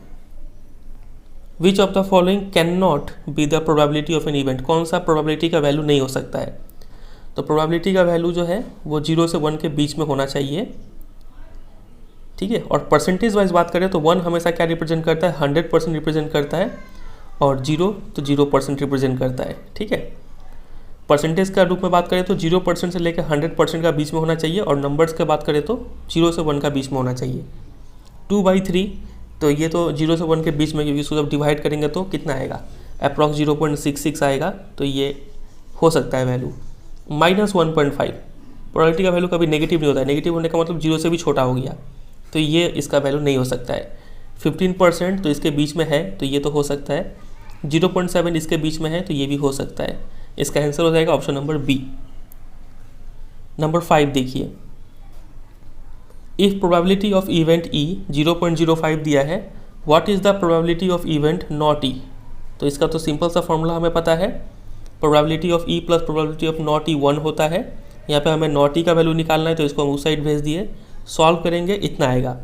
अब बहुत बच्चे को यहाँ पे इसको सब्ट्रैक्ट करने में दिक्कत आएगा। सब्ट्रैक्ट कैसे करते हैं, 1 है तो 1 लिखिए, और यहाँ पे डेसिमल के बाद 2 डिजिट है तो 2 जीरो डाल दीजिए, और इसको फिर नीचे लिखिए यहाँ पे, अब सब्ट्रैक्ट कर दीजिए 0.95। ठीक है, number 6, a bag contains lemon flavoured candies only. एक बैग में लेमन फ्लेवर्ड कैंडीज है सिर्फ। Malini takes out 1 candy without looking into the bag. Malini बिना बैग में देखे एक कैंडी निकालती है, तो जाहिर सा बात है उसके हाथों में लेमन फ्लेवर्ड कैंडी ही आएगा। What is the probability that she takes out orange flavoured candy. तो ऑरेंज फ्लेवर्ड कैंडी आने का कितना चांस है, तो बताइए। उस बैग में जब ऑरेंज फ्लेवर है ही नहीं, तो ऑरेंज फ्लेवर्ड कैंडी आने का चांस 0 होगा। ठीक है, इसका आंसर हम ऑलरेडी दे सकते हैं 0। और लेमन फ्लेवर्ड कैंडी आने का चांस कितना है, तो उसमें सिर्फ लेमन फ्लेवर्ड कैंडी है, तो 100% श्योर है, तो इसका आंसर हो जाएगा 1। ठीक है, तो देखिए number of orange flavoured candy since 0 है, तो probability of getting orange flavoured candy कितना हो जाएगा, 0। ठीक है, और नंबर 2 में since all are lemon flavoured candy, तो प्रोबेबिलिटी इसका होगा 1। समझ गए। Question number 7, it is given that in a group of 3 students the probability of 2 students not having the same birthday is 0.992। What is the probability that the 2 students have the same birthday. Same birthday नहीं होने का probability इतना है, तो same birthday होने का probability कितना होगा, तो सिंपल सा है, 1 से सब्ट्रैक्ट कर देंगे, इसको आंसर आ जाएगा। तो हम क्या कर रहे हैं, जब आपको लिख के करके दिखाना होगा तो कैसे करेंगे, तो इसको हम ऐसे करेंगे। देखिए सबसे पहले ई से हम क्या डिनोट कर रहे हैं, event of having same birthday, और एफ से डिनोट कर रहे हैं event of having different birthday. ठीक है, तो ई का प्रोबेबिलिटी कितना दिया है, और ई तो निकालना है। एफ का प्रोबेबिलिटी दिया है 0.992, तो हमें पता है probability of E plus probability of F 1 होगा, क्योंकि दोनों कॉम्प्लीमेंट्री इवेंट है। ठीक है, और हमें यहाँ पे निकालना है सेम बर्थडे वाला, यानी ई निकालना है हमें। तो यहाँ पे होगा प्रोबेबिलिटी ऑफ ई, यहाँ पे गलती हो गया है, एफ नहीं होगा, यहाँ पे ई कीजिएगा और यहाँ पे एफ कीजिएगा। ठीक है, और 1 से माइनस कर देंगे तो इतना आंसर आ जाएगा। सब्ट्रैक्ट करने का तरीका फिर से वही होगा, यहाँ पे पॉइंट के बाद 3 है, तो पॉइंट के बाद 3 जीरो दीजिए और सब्ट्रैक्ट कर दीजिए यहाँ पे। समझे। चलिए नंबर 8 पे आते हैं। A bag contains 3 red balls 5 black balls. A ball is drawn at random from the bag. What is the probability that the ball drawn is red, और number 2 not red. Total outcomes कितने हैं बताइए, तो 3 + 5 total 8 balls है। Total 8 ball आप उठा सकते हैं। ठीक है, 8 में से कोई एक उठा सकते हैं। उसमें से रेड का प्रोबेबिलिटी निकालना है, तो रेड को कितने फेवर कर रहे हैं, 3, तो 3/8 हो गया 1 का आंसर। नंबर 2 नॉट रेड, तो नॉट रेड निकालने के लिए आप चाहे तो 1 से इसको माइनस करके निकाल सकते हैं, या फिर आप नॉट रेड, इसमें देखिए टोटल आउटकम्स में से कितने हैं जो रेड नहीं है, तो 5 है, 5/8 भी निकाल सकते हैं डायरेक्टली आंसर। समझे कि नहीं। तो इसको हम ऐसे कर रहे हैं, लेट ई जो है वो event of getting red ball है, और ई डैश जो है event of not getting red ball है। टोटल आउटकम्स कितना हो गया, 3 + 5 8 हो गया। तो प्रोबेबिलिटी ऑफ ई यानी probability of drawing a red ball equal to 3/8, क्योंकि 3 रेड को फेवर कर रहे हैं, और प्रोबेबिलिटी ऑफ नॉट रेड यानी 1 - प्रोबेबिलिटी ऑफ रेड, तो 5/8 आता है। ठीक है, चलिए number 9। A box contains 5 red marbles 8 white marbles and 4 green marbles. One marble is taken out of the box at random, what is the probability that the marble taken out will be red. बताइए, इसका answer आप खुद ही दीजिए। अब सबसे पहले आप क्या करेंगे, टोटल आउटकम्स कितना है वो लिखिए। तो 5 + 8 + 4, 13 × 4 = 17, टोटल आउटकम्स हो गए 17। ठीक है, 17। उसमें से आपको रेड का प्रोबेबिलिटी निकालना है। तो रेड कितने हैं, 5, तो 5/7 हो गया रेड का प्रोबेबिलिटी। वाइट का बताइए कितना होगा, तो आप बोलेंगे 8/17। नॉट ग्रीन, ग्रीन नहीं है, ग्रीन छोड़ के कितना है, तो 8 + 5 13, 13/17 आ जाएगा आंसर। ठीक है, नॉट ग्रीन का। नॉट ग्रीन का आप एक और तरीके से निकाल सकते हैं कि आप पहले ग्रीन का निकालिए, कितना आएगा 4/17, और नॉट ग्रीन बोला है तो 1 से इसको माइनस कर दीजिए, तब भी आपको 13/17 मिल जाएगा। समझे कि नहीं। तो ये रहा टोटल आउटकम्स, 17 हो गया। प्रोबेबिलिटी ऑफ रेड इतना, वाइट इतना, नॉट ग्रीन तो 1 - प्रोबेबिलिटी ऑफ ग्रीन इतना करेंगे, आएगा इतना। समझे कि नहीं। नंबर 10, अ पिगी बैंक कंटेन्स 100 50 पैसा कॉइन्स, 50 1 रुपी कॉइन, और 20 2 रुपी कॉइन, और 10 5 rupee coin. If it is equally likely that one of the coins will fall out when the bank is turned upside down, what is the probability that the coin will be ये। आप क्या कर रहे हैं कि उस piggy bank को उल्टा कर रहे हैं, तो उल्टा करने से कोई एक सिक्का नीचे गिरेगा, तो क्या चांस है कि उसमें से 50 पैसे वाला सिक्का गिरेगा और 5 रुपये वाला सिक्का नहीं गिरेगा। सबसे पहले आप क्या करेंगे, टोटल आउटकम्स निकालेंगे। टोटल आउटकम्स कितने हैं, ये 100 है सिक्के, ये 50, ये 20 और ये 10 ऐड कर देंगे, 180 हो गया टोटल आउटकम्स। आपको निकालना है 50 पैसे कॉइन का प्रोबेबिलिटी। तो 50 पैसे कॉइन कितने, 100, तो प्रोबेबिलिटी ऑफ 50 पैसा कॉइन, तो 100/180 आ गया 5/9। Will not B 5 rupee coin, तो पहले हम 5 रुपी कॉइन का प्रोबेबिलिटी निकाल लेते हैं। तो probability of not 5 rupee coin equal to 1 - probability of 5 rupee coin. 5 rupee coin का प्रोबेबिलिटी कितना होगा, तो ये से 10 है, तो 10/180 और 1 - तो है ही, सॉल्व कर देंगे, आएगा 17/18। समझे कि नहीं। इसको एक और तरीके से निकाल सकते थे। 5 ऐसे कितने सिक्के हैं जो 5 रुपये के सिक्के नहीं है, तो ये हो गया 100, ये 5 रुपये का सिक्का नहीं है, ये 150 और 170, ये 5 रुपये का सिक्का नहीं है। इसको तो नहीं काउंट करेंगे क्योंकि ये 5 रुपये का सिक्का है, तो 170 हो गया जो 5 रुपये का सिक्का नहीं है, और टोटल है 180। यहाँ से भी करेंगे तो 17/18 मिल जाएगा। ठीक है। Number 11, Gopi buys a fish from a shop for his aquarium. तो गोपी अपने एक्वेरियम के लिए एक दुकान से एक मछली खरीदता है। ठीक है। The shopkeeper takes out 1 fish at random from a tank containing 5 male fish and 8 female fish. तो जो दुकानदार होती है वो एक टैंक से एक मछली निकालती है। ठीक है। उस टैंक में 5 मेल फिश होता है और 8 फीमेल फिश होता है। ठीक है। What is the probability that the fish taken out is a male fish. क्या चांस है कि वो मेल फिश निकालेगी। टोटल आउटकम्स कितने हैं, तो आप बोलेंगे 5 + 8 13 टोटल आउटकम्स है। उसमें से मेल का प्रोबेबिलिटी पूछा गया है, तो मेल कितने हैं, 5, 5/13 हो जाता है आंसर। समझ गए, बस इतना ही था।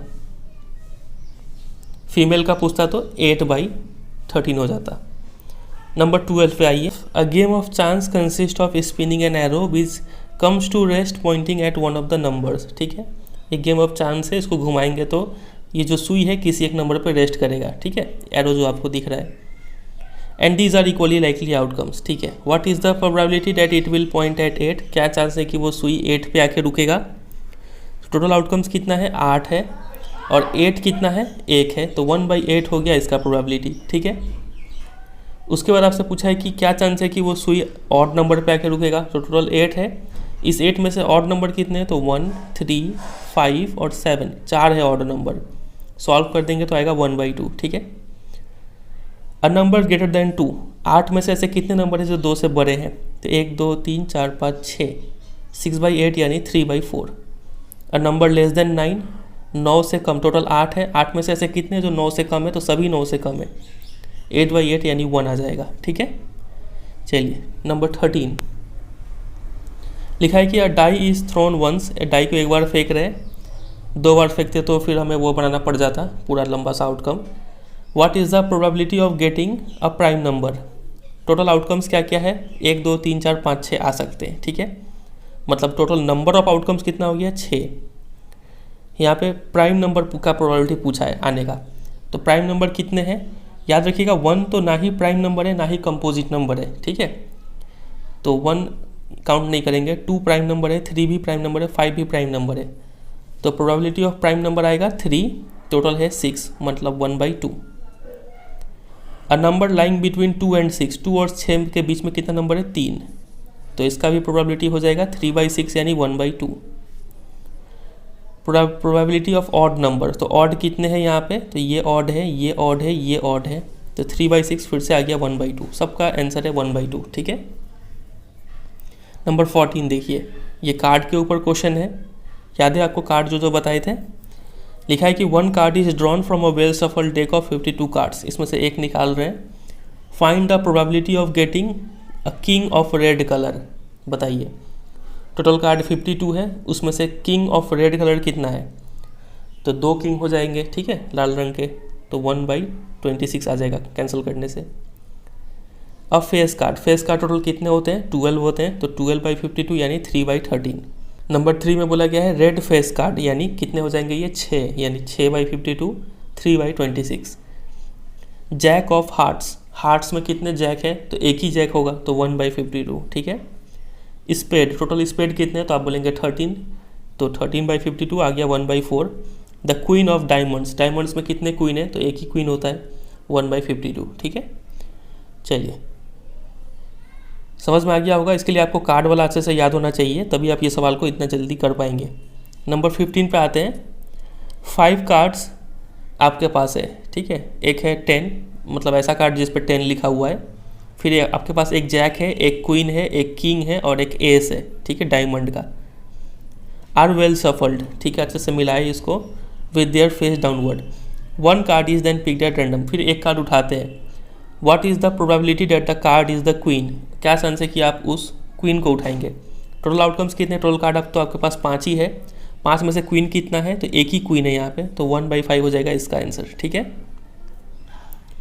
नंबर 2 में बोला गया कि if the queen is drawn and put aside, what is the probability that the second card picked is an S. अब इसमें बोला जा रहा है कि मान लीजिए आपने पहले वाले क्वेश्चन में जो क्वीन था वो क्वीन उठा लिया और क्वीन को अलग रख दिया। अब आपके पास कितने कार्ड बचे? 1 2 3 4, टोटल है 4 कार्ड आपके पास बचे, ठीक है। तो उसमें से एस आने का प्रोबेबिलिटी क्या है? तो उस 4 में से एस कितने हैं? तो एक ही एस है, तो 1/4 हो जाएगा इसका आंसर। और नंबर 2 पूछा गया कि क्वीन आने का चांस कितना है। तो अभी 4 कार्ड है, 4 में कितने क्वीन है? तो आपने क्वीन को तो अलग रख दिया है क्वेश्चन में, जैसा बोला गया है, पुट असाइड, ठीक है। तो क्वीन तो एक भी नहीं है, तो 0/4 यानी 0 आ जाएगा ये, ठीक है। चलिए आते हैं नेक्स्ट क्वेश्चन 16 पे। 12 defective pens are accidentally mixed with 132 good ones, ठीक है। 12 खराब पेन को 132 अच्छे पेन के साथ मिला दिया गया। It is not possible to just look at a pen and tell whether or not it is defective. आप देख के बता नहीं सकते हैं कि वो पेन अच्छा है कि ख़राब है।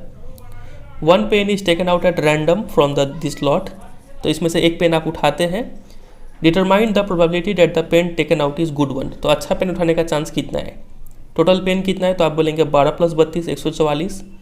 इस 144 में से अच्छे पेन कितने हैं, क्योंकि गुड पेन का हमें प्रोबेबिलिटी निकालना है, तो आप बोलेंगे 132 अच्छे पेन है। कैंसिल आउट करेंगे तो 11/12 आ जाएगा, ठीक है। अगर डिफेक्टिव पेन का प्रोबेबिलिटी पूछता तो कितना होता बताइए। आप बोलते हैं 144 में से डिफेक्टिव कितना है, तो 12 डिफेक्टिव है, यानी 1/12 हो जाता है आंसर, ठीक है। नंबर 17 लिखा है कि a lot of 20 bulbs contain 4 defective once.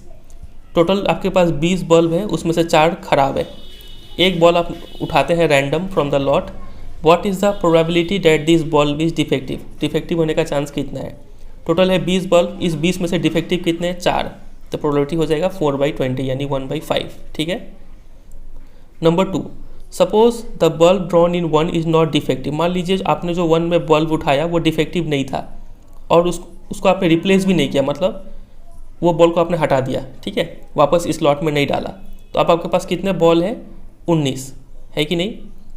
और ये जो डिफेक्टिव बल्ब नहीं था वो आपने हटाया है यहाँ से, तो अब डिफेक्टिव अभी भी 4 इसमें तो प्रेजेंट है और जो अच्छा है वो अभी भी 15 इसमें प्रेजेंट है, समझ रहे हैं, इस 19 में। फिर now 1 bulb is drawn at random from the rest, फिर इसी 19 में से आप एक बॉल उठा रहे हैं। क्या चांस है कि वो बल्ब नॉट डिफेक्टिव होगा। तो टोटल बल्ब अभी आपके पास 19 है, डिफेक्टिव कितने नई है तो 15 है टोटल, ठीक है। तो 15/19 हो जाएगा इसका आंसर। समझे कि नहीं समझे? नंबर 18 देखिए, a box contain 19 disc which are numbered from 1 to 90। ये बहुत अच्छा सवाल है। हाँ, इस सवाल के ऊपर काफ़ी अच्छा क्वेश्चन बन सकता है। अभी हम आपको बताएंगे। लिखा है कि एक बॉक्स में 90 डिस्क है और उस सभी डिस्क पे 1 से लेकर 90 तक नंबरिंग किया हुआ है। फिर if one disc is drawn at random from the box, find the probability that it bears a 2 digit number, a perfect square number, a number divisible by 5। फिर इस इतने डिस्क में से 90 डिस्क में से आप एक डिस्क उठा रहे हैं, तो क्या चांस है कि उस डिस्क पे 2 डिजिट नंबर लिखा हुआ होगा, ठीक है। तो सबसे पहले यहाँ पे टोटल आउटकम्स कितने हैं, तो आप बोलेंगे 90, ठीक है, क्योंकि यहाँ पे 90 डिस्क दिया है। अब मान लीजिए यहाँ पे ये सवाल में ये इन्फॉर्मेशन नहीं दिया रहता ये 90, और आपको सिर्फ ऐसा बोला रहता कि 1 से 90 तक नंबरिंग किया हुआ है, तब ये 90 आपको खुद से निकालना होता है, ये 90, ठीक है। तो हम लोग कैसे निकालते हैं, इससे निकालेंगे। कभी भी दो नंबर के बीच में आपको नंबर फाइंड करना है तो कैसे फाइंड करते हैं, लास्ट नंबर यानी 90 माइनस फर्स्ट नंबर यानी 1 और प्लस 1 ऐड कर देते हैं, ठीक है। ये होता है फॉर्मूला। तो इसको सॉल्व करेंगे तो 90 आएगा। कोई आपसे पूछे कि बताइए 15 से लेके 26 तक में इन दोनों के बीच में कितने नंबर है, तो फॉर्मूला क्या अभी बताए हम, last number minus first number plus 1, ठीक है। इसको सॉल्व करेंगे तो कितना आएगा, 5 और 6 11 और 1 12 आ जाएगा, ठीक है। ये एपी से फॉर्मूला डिराइव हुआ है। चलिए, तो इस फॉर्मूले को आप याद रखेंगे। इसके ऊपर एक क्वेश्चन आया था आपका बेसिक का जो सैम्पल पेपर है उसमें दिया हुआ था, ठीक है। चलिए, तो टोटल हमारे पास आउटकम्स हो गए 90, इतना समझे। अब इस 90 में से 2 डिजिट नंबर कितने हैं, अब आप ही सोचिए। 1 से लेकर 90 में 2 डिजिट नंबर कितने हैं, तो पहला 2 डिजिट नंबर कौन सा होता है, आप बोलेंगे 10। करते करते करते करते कहाँ तक जाना है, 90 तक, क्योंकि 90 भी 2 डिजिट नंबर है, ठीक है। अब इन दोनों के बीच में कितने नंबर है, तो अभी हम आपको जो फॉर्मूला बताए उससे बताइए, last number minus first number plus 1। Solve करेंगे तो कितना आएगा, 81, ठीक है। तो प्रोबेबिलिटी ऑफ 2 डिजिट नंबर, इस 90 में से 81 नंबर ऐसे हैं तो 2 डिजिट नंबर है, तो ये हो जाएगा इसका प्रोबेबिलिटी। 9 का टेबल से काटिए तो 9/10 आ जाएगा आंसर। समझे कि नहीं, ये रहा 9/10। अब परफेक्ट स्क्वायर नंबर, 1 से लेकर 90 का बीच में परफेक्ट स्क्वायर कितना है, तो नंबर ऑफ फेवरेबल आउटकम्स पहले निकालिए। तो 1 4 9, ठीक है, समझ रहे, सबका स्क्वायर लिख रहे हैं, 1 का स्क्वायर, 2 का स्क्वायर, 3 का स्क्वायर, करते करते करते करते 81 तक गए, 9 का स्क्वायर। 10 का स्क्वायर नहीं लिखे क्योंकि वो 100 आ जाएगा और हमें तो 90 तक ही चाहिए। तो ये कितने हैं टोटल, काउंट किए तो आया 9, ठीक है। तो प्रोबेबिलिटी ऑफ परफेक्ट स्क्वायर हो जाएगा 9/90 यानी 1/10। समझ गए। तीसरा में बोला गया है कि अ नंबर डिविजिबल बाई 5, ठीक है। तो 1 से लेकर 90 के बीच में ऐसे कितने नंबर है जो 5 से डिवाइड होते हैं, तो पहला नंबर तो 5 हो गया, उसके बाद 10, उसके बाद 15, ठीक है। करते करते 90 तक जाना है। तो यहाँ पे आप ऐसे सोच सकते हैं कि ये 5 का टेबल है, 5 1 जा, 5 2 जा, 5 3 जा, 5 18 जा, तो टोटल यहाँ पे 18 नंबर्स है, ठीक है। एक तरीका तो ये है ये नंबर्स को काउंट करने का। दूसरा तरीका क्या है कि आप ये पूरा लिख लें, 5 10 15 करते करते पूरा 90 तक लिखें और सबको काउंट कर ले, तब भी आपको 18 मिल जाएगा। नहीं तो आप कुछ फॉर्मूला भी यूज़ कर सकते हैं कि ये नंबर काउंट करने का, ठीक है। फॉर्मूला क्या है कि आप लास्ट टर्म में से फर्स्ट टर्म को सब्ट्रैक्ट कीजिए, 90 - 5 कीजिए, फिर डिवाइड कर दीजिए डिफरेंस से, डिफरेंस कितना है 5 का, और प्लस 1 कर दीजिए, तब भी आपको 18 मिल जाएगा, ठीक है। तो ये भी एपी का ही फॉर्मूला है ये चीज़। तो यहाँ से हम 18 निकालें और टोटल आउटकम से 90 में से 18 ऐसे नंबर है जो 5 से कटते हैं, यानी 1/5 आ जाएगा आंसर, ठीक है। और हम रेकमेंड करेंगे कि आप ये फॉर्मूला याद रखेंगे कि जब डिफरेंस होता है, देखिए जब डिफरेंस 1 का होता है, ठीक है, जैसे कि आपको यहाँ पे फाइंड करना था 2 डिजिट नंबर में 10 से लेकर 90 तक का बीच में कितना नंबर है, तो यहाँ पे 11 12, डिफरेंस कितना का था 1 का था। तो इस केस में हम क्या कर रहे थे 90 - 10 प्लस 1 कर रहे थे, क्योंकि नीचे 1 लिखना नहीं लिखना बात बराबर था। लेकिन यहाँ पे जो है डिफरेंस 5 का है, ठीक है, तब हम क्या कर रहे हैं, तो 90 - 5 कर रहे हैं, डिवाइड बाई 5 प्लस 1 कर रहे हैं, तब समझ रहे। तो ये फॉर्मूला को भी आप ध्यान रखेंगे। चलिए नंबर 19 पे आ जाते हैं। 19 बहुत ईजी है। A child has a die whose 6 faces show the letters as given below. एक डाई ऐसा है जिसमें 6 फेसेस में ऐसे ऐसे लेटर मार्क किए हुए हैं। 6 साइड में। इसको एक बार थ्रो किया गया, what is the probability of getting a आने का प्रोबेबिलिटी कितना है। तो टोटल कितने हैं आउटकम्स, 1 2 3 4 5 6, उस 6 में से ए कितने हैं, तो आप बोलेंगे 1 और 2, ठीक है, तो आंसर आ जाएगा 1/3। फिर डी आने का प्रोबेबिलिटी बताइए, तो टोटल कितना है 6 में से डी कितना है, तो एक ही है, तो 1/6 हो जाएगा, ठीक है। अगर यहाँ पे इस डाई को 2 बार थ्रो किया जाता ना, तब ये सवाल थोड़ा हाई लेवल का बन जाता। तब आपको फिर से टोटल आउटकम्स बनाना पड़ता, ए बी सी डी। पहले में क्या तो a, आ सकता है, या फिर a, b आ सकता है, या फिर a, c आ सकता है। ऐसे करके आपको 36 ठो लिखना पड़ता। चलिए आते हैं नेक्स्ट क्वेश्चन 20 पे।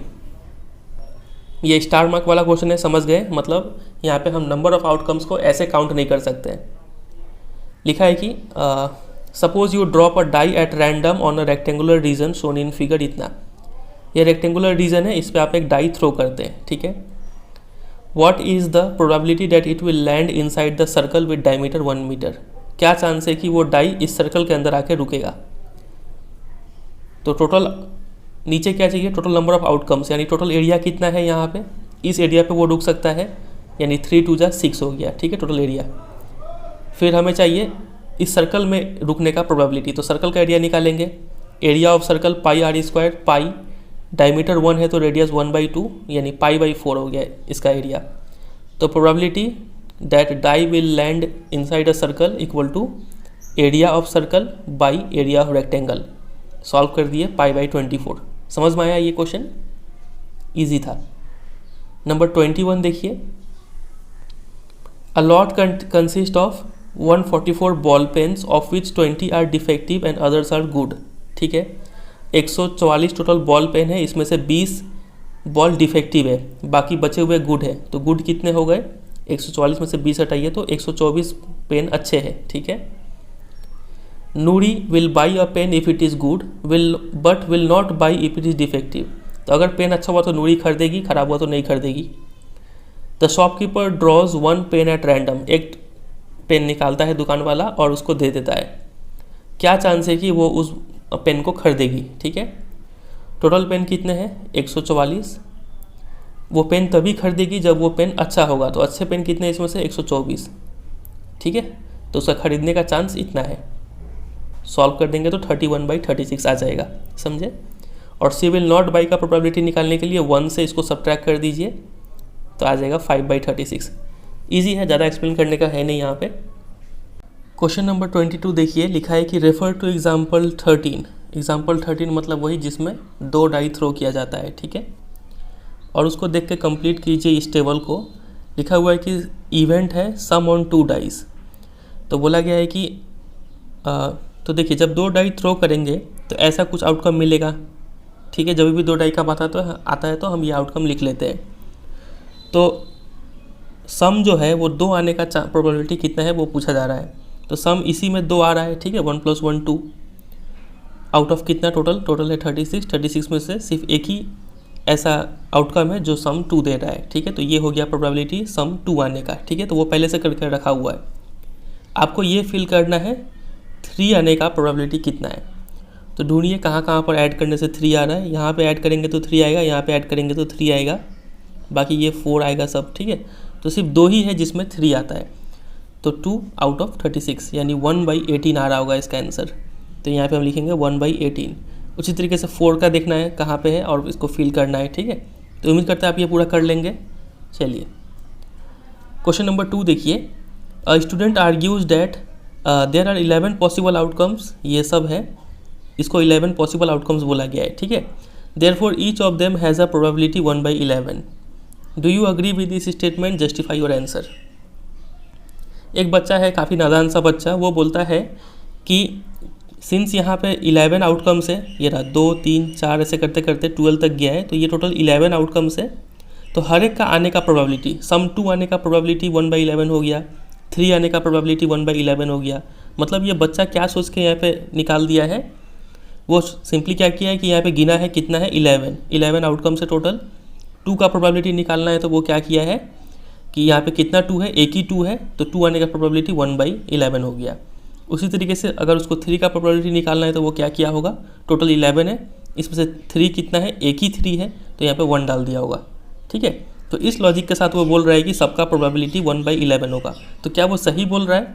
नहीं, वो एकदम ही गलत बोल रहा है, क्योंकि वो यहाँ पे ये फैक्ट इग्नोर कर रहा है कि ये जो 2 है, तो यहाँ पे ये जो 2 इवेंट है इसको सिर्फ एक ही आउटकम फेवर कर रहा है।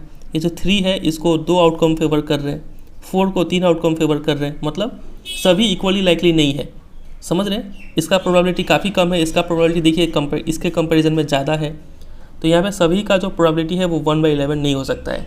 तो इसका सिंपल सा आंसर होगा नो, और रीज़न में क्या देंगे, the events are not equally likely, ठीक है। क्वेश्चन 23 पे आते हैं। लिखा है कि a game consist of tossing a 1 rupee coin 3 times. एक ही कॉइन को 3 बार टॉस करते हैं और उसका आउटकम को नोट करते रहते हैं। तो सबसे पहले हम यहाँ पे आउटकम्स लिख लेते हैं, क्या क्या आ सकता है पॉसिबल आउटकम्स। क्या तो तीनों ही बार हेड आ सकता है, या फिर एक बार टेल आ जाए। तो एक बार टेल आने का भी कई तरीके से आ सकता है, पहले बार में ही टेल आ जाए, या फिर दूसरे बार में टेल आए, या फिर तीसरे बार में टेल आए, और बाकी सब हेड हेड हेड है, ठीक है। अब हो सकता है 2 टेल आए, तो 2 टेल भी इस तरीके से आ सकता है। क्या तो स्टार्टिंग में 2 टेल और फिर हेड आए, फिर 1 टेल 1 हेड 1 टेल आए, फिर 1 हेड या फिर 2 टेल आए। आप देख रहे हैं, इसको आप ऑब्जर्व कीजिएगा, लिखने का पैटर्न आपको समझ में आ जाएगा, ठीक है। या फिर हो सकता है तीनों ही टेल आए। टोटल आउटकम्स कितने हो गए, 8, ठीक है। अब क्वेश्चन पढ़ते हैं। Hanif wins if all the tosses give the same result, that is 3 head or 3 tails, and loses otherwise. Hanif तभी जीतेगा जब सेम रिजल्ट मिले तीनों ही टॉस में। क्या तो तीनों हेड मिल जाए या फिर तीनों टेल मिल जाए तो हानिफ जीतेगा। Calculate the probability that Hanif will lose the game. तो हारने का प्रोबेबिलिटी बताइए। तो हारेगा कब, जब ये सब में से कोई एक आ जाए तो हारेगा। टोटल कितना है, टोटल 8 है, उसमें से हारने वाले कितने फेवर कर रहे हैं, तो 1 2 3 4 5 6, ठीक है। इसको सॉल्व करेंगे तो आंसर आएगा 3/4। समझ गए? तो ये यहाँ पे लिखा है नंबर ऑफ पॉसिबल आउटकम्स 8 है, probability of Hanif losing the game 6/8 यानी 3/4। ईजी था। 24 देखिए, लिखा है कि a die is throne twice. वही है, यहाँ पे हिंट में भी लिखा है कि थ्रोइंग अ डाई ट्वाइस या फिर थ्रोइंग 2 डाई साइमल्टेनियसली, दोनों को सेम ट्रीट किया जाता है, ठीक है। तो जैसे ही हमें ट्वाइस दिख गया, हमने सबसे पहले ये आउटकम लिख लिया, ठीक है।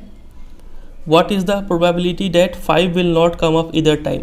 5 एक भी बार नहीं आना चाहिए। तो आप काउंट कीजिए कहाँ कहाँ पर 5 एक भी बार नहीं आता है। तो ये है 1 2 3 4, इसको काउंट नहीं करेंगे, इसमें 5 आया हुआ है, फिर 5 हो गया। ऐसे करके आप पूरा काउंट करेंगे। हम काउंट किए पूरा तो 25 था टोटल, जिसमें 5 एक भी बार नहीं आया। टोटल कितना है, 36। तो ये हो जाएगा इसका प्रोबेबिलिटी। समझे कि नहीं? और दूसरे में पूछा गया है कि 5 will come up at least once, कम से कम एक बार 5 आए। तो 25 में एक भी बार 5 नहीं आ रहा है, तो बचा हुआ टोटल 36 है, तो बचा हुआ है 11 में एक भी बार, कम से कम एक बार 5 जरूर आएगा, ठीक है। नहीं तो आप देख लीजिए कि किस में 5 है, उसको काउंट कर लीजिए, ठीक है। तो 11 पाएंगे, 11/36। आते हैं आखिरी क्वेश्चन 25 पे। लिखा है which of the following arguments are correct and which are not correct, give reason for your answer. पहला आर्ग्यूमेंट है if 2 coins are tossed simultaneously there are 3 possible outcomes. 2 coin को टॉस करते हैं तो 3 आउटकम है। पहला है 2 हेड आ सकता है या फिर 2 टेल आ सकता है, और 1 ऑफ ईच, या फिर 1 हेड 1 टेल, या फिर 1 टेल 1 हेड। बोलने का मतलब है हेड हेड आ सकता है, या फिर टेल टेल आ सकता है, या फिर हेड टेल आ सकता है, या फिर टेल हेड आ सकता है। तो यहाँ पे इस पूरे चीज़ को 3 बना दिया गया है। दोनों हेड दोनों टेल, या फिर 1 हेड और 1 टेल, ये दोनों को एक ही माना गया है, ठीक है। Therefore each of these outcomes, for each of these outcome the probability 1/3। इसके लिए प्रोबेबिलिटी कितना होगा, तो टोटल आउटकम 3 है, इसका 1 है, ठीक है। इसके लिए प्रोबेबिलिटी भी क्या होगा, 1/3। लेकिन जब इसके लिए जाएंगे ना, तो आपको कहीं ना कहीं ये एहसास होगा कि ये आने का ज़्यादा चांस है, क्योंकि हेड टेल आए तो भी हम इसको कंसीडर कर रहे हैं, टेल हेड आए तो भी इसको कंसीडर कर रहे हैं। मतलब यहाँ पे देखिए क्या लिखा हुआ है। सबसे पहले तो ये इनकरेक्ट स्टेटमेंट है। क्यों? क्योंकि we can classify the outcomes like this. हम ऐसे क्लासीफाई कर सकते हैं, इसमें कोई गड़बड़ी नहीं है, ठीक है। But they are not then equally likely. लेकिन तब गड़बड़ ये हो जाएगी कि इक्वली लाइकली नहीं है। क्यों? क्योंकि 2 हेड आ गया, चलिए ठीक है, 2 टेल्स आ गया, वो भी ठीक है। लेकिन 1 ऑफ ईच जब आप बोल रहे हैं, तो 1 हेड 1 टेल आए तब भी 1 ऑफ ईच काउंट किया जाएगा, 1 टेल 1 हेड आए तब भी 1 ऑफ ईच काउंट किया जाएगा। तो इसको ज़्यादा सपोर्ट मिल रहा है, ठीक है। तो रीज़न इज डैट, वो यहाँ पे लिखा है 1 of each can result in 2 ways. 2 तरीके से 1 ऑफ ईच बन रहा है। पहले में हेड आए और दूसरे में टेल आए, ठीक है, या फिर पहले में टेल आए और दूसरे में हेड आए, तो this makes it twicely as likely as the 2 heads और 2 टेल्स। तो इसका आने का जितना भी चांस है, इसका चांस इससे डबल है, ठीक है। इसलिए यहाँ पे ये इवेंट्स इक्वली लाइकली नहीं है, तो सबका आउटकम सबका जो प्रोबेबिलिटी है वो 1/3 नहीं होगा। समझे कि नहीं समझे? चलिए क्वेश्चन नंबर 2 देखिए। If a die is thrown, एक डाई आप थ्रो करते हैं, there are 2 possible outcomes. Odd number आ सकता है, नहीं तो इवन नंबर आ सकता है, सही बात है।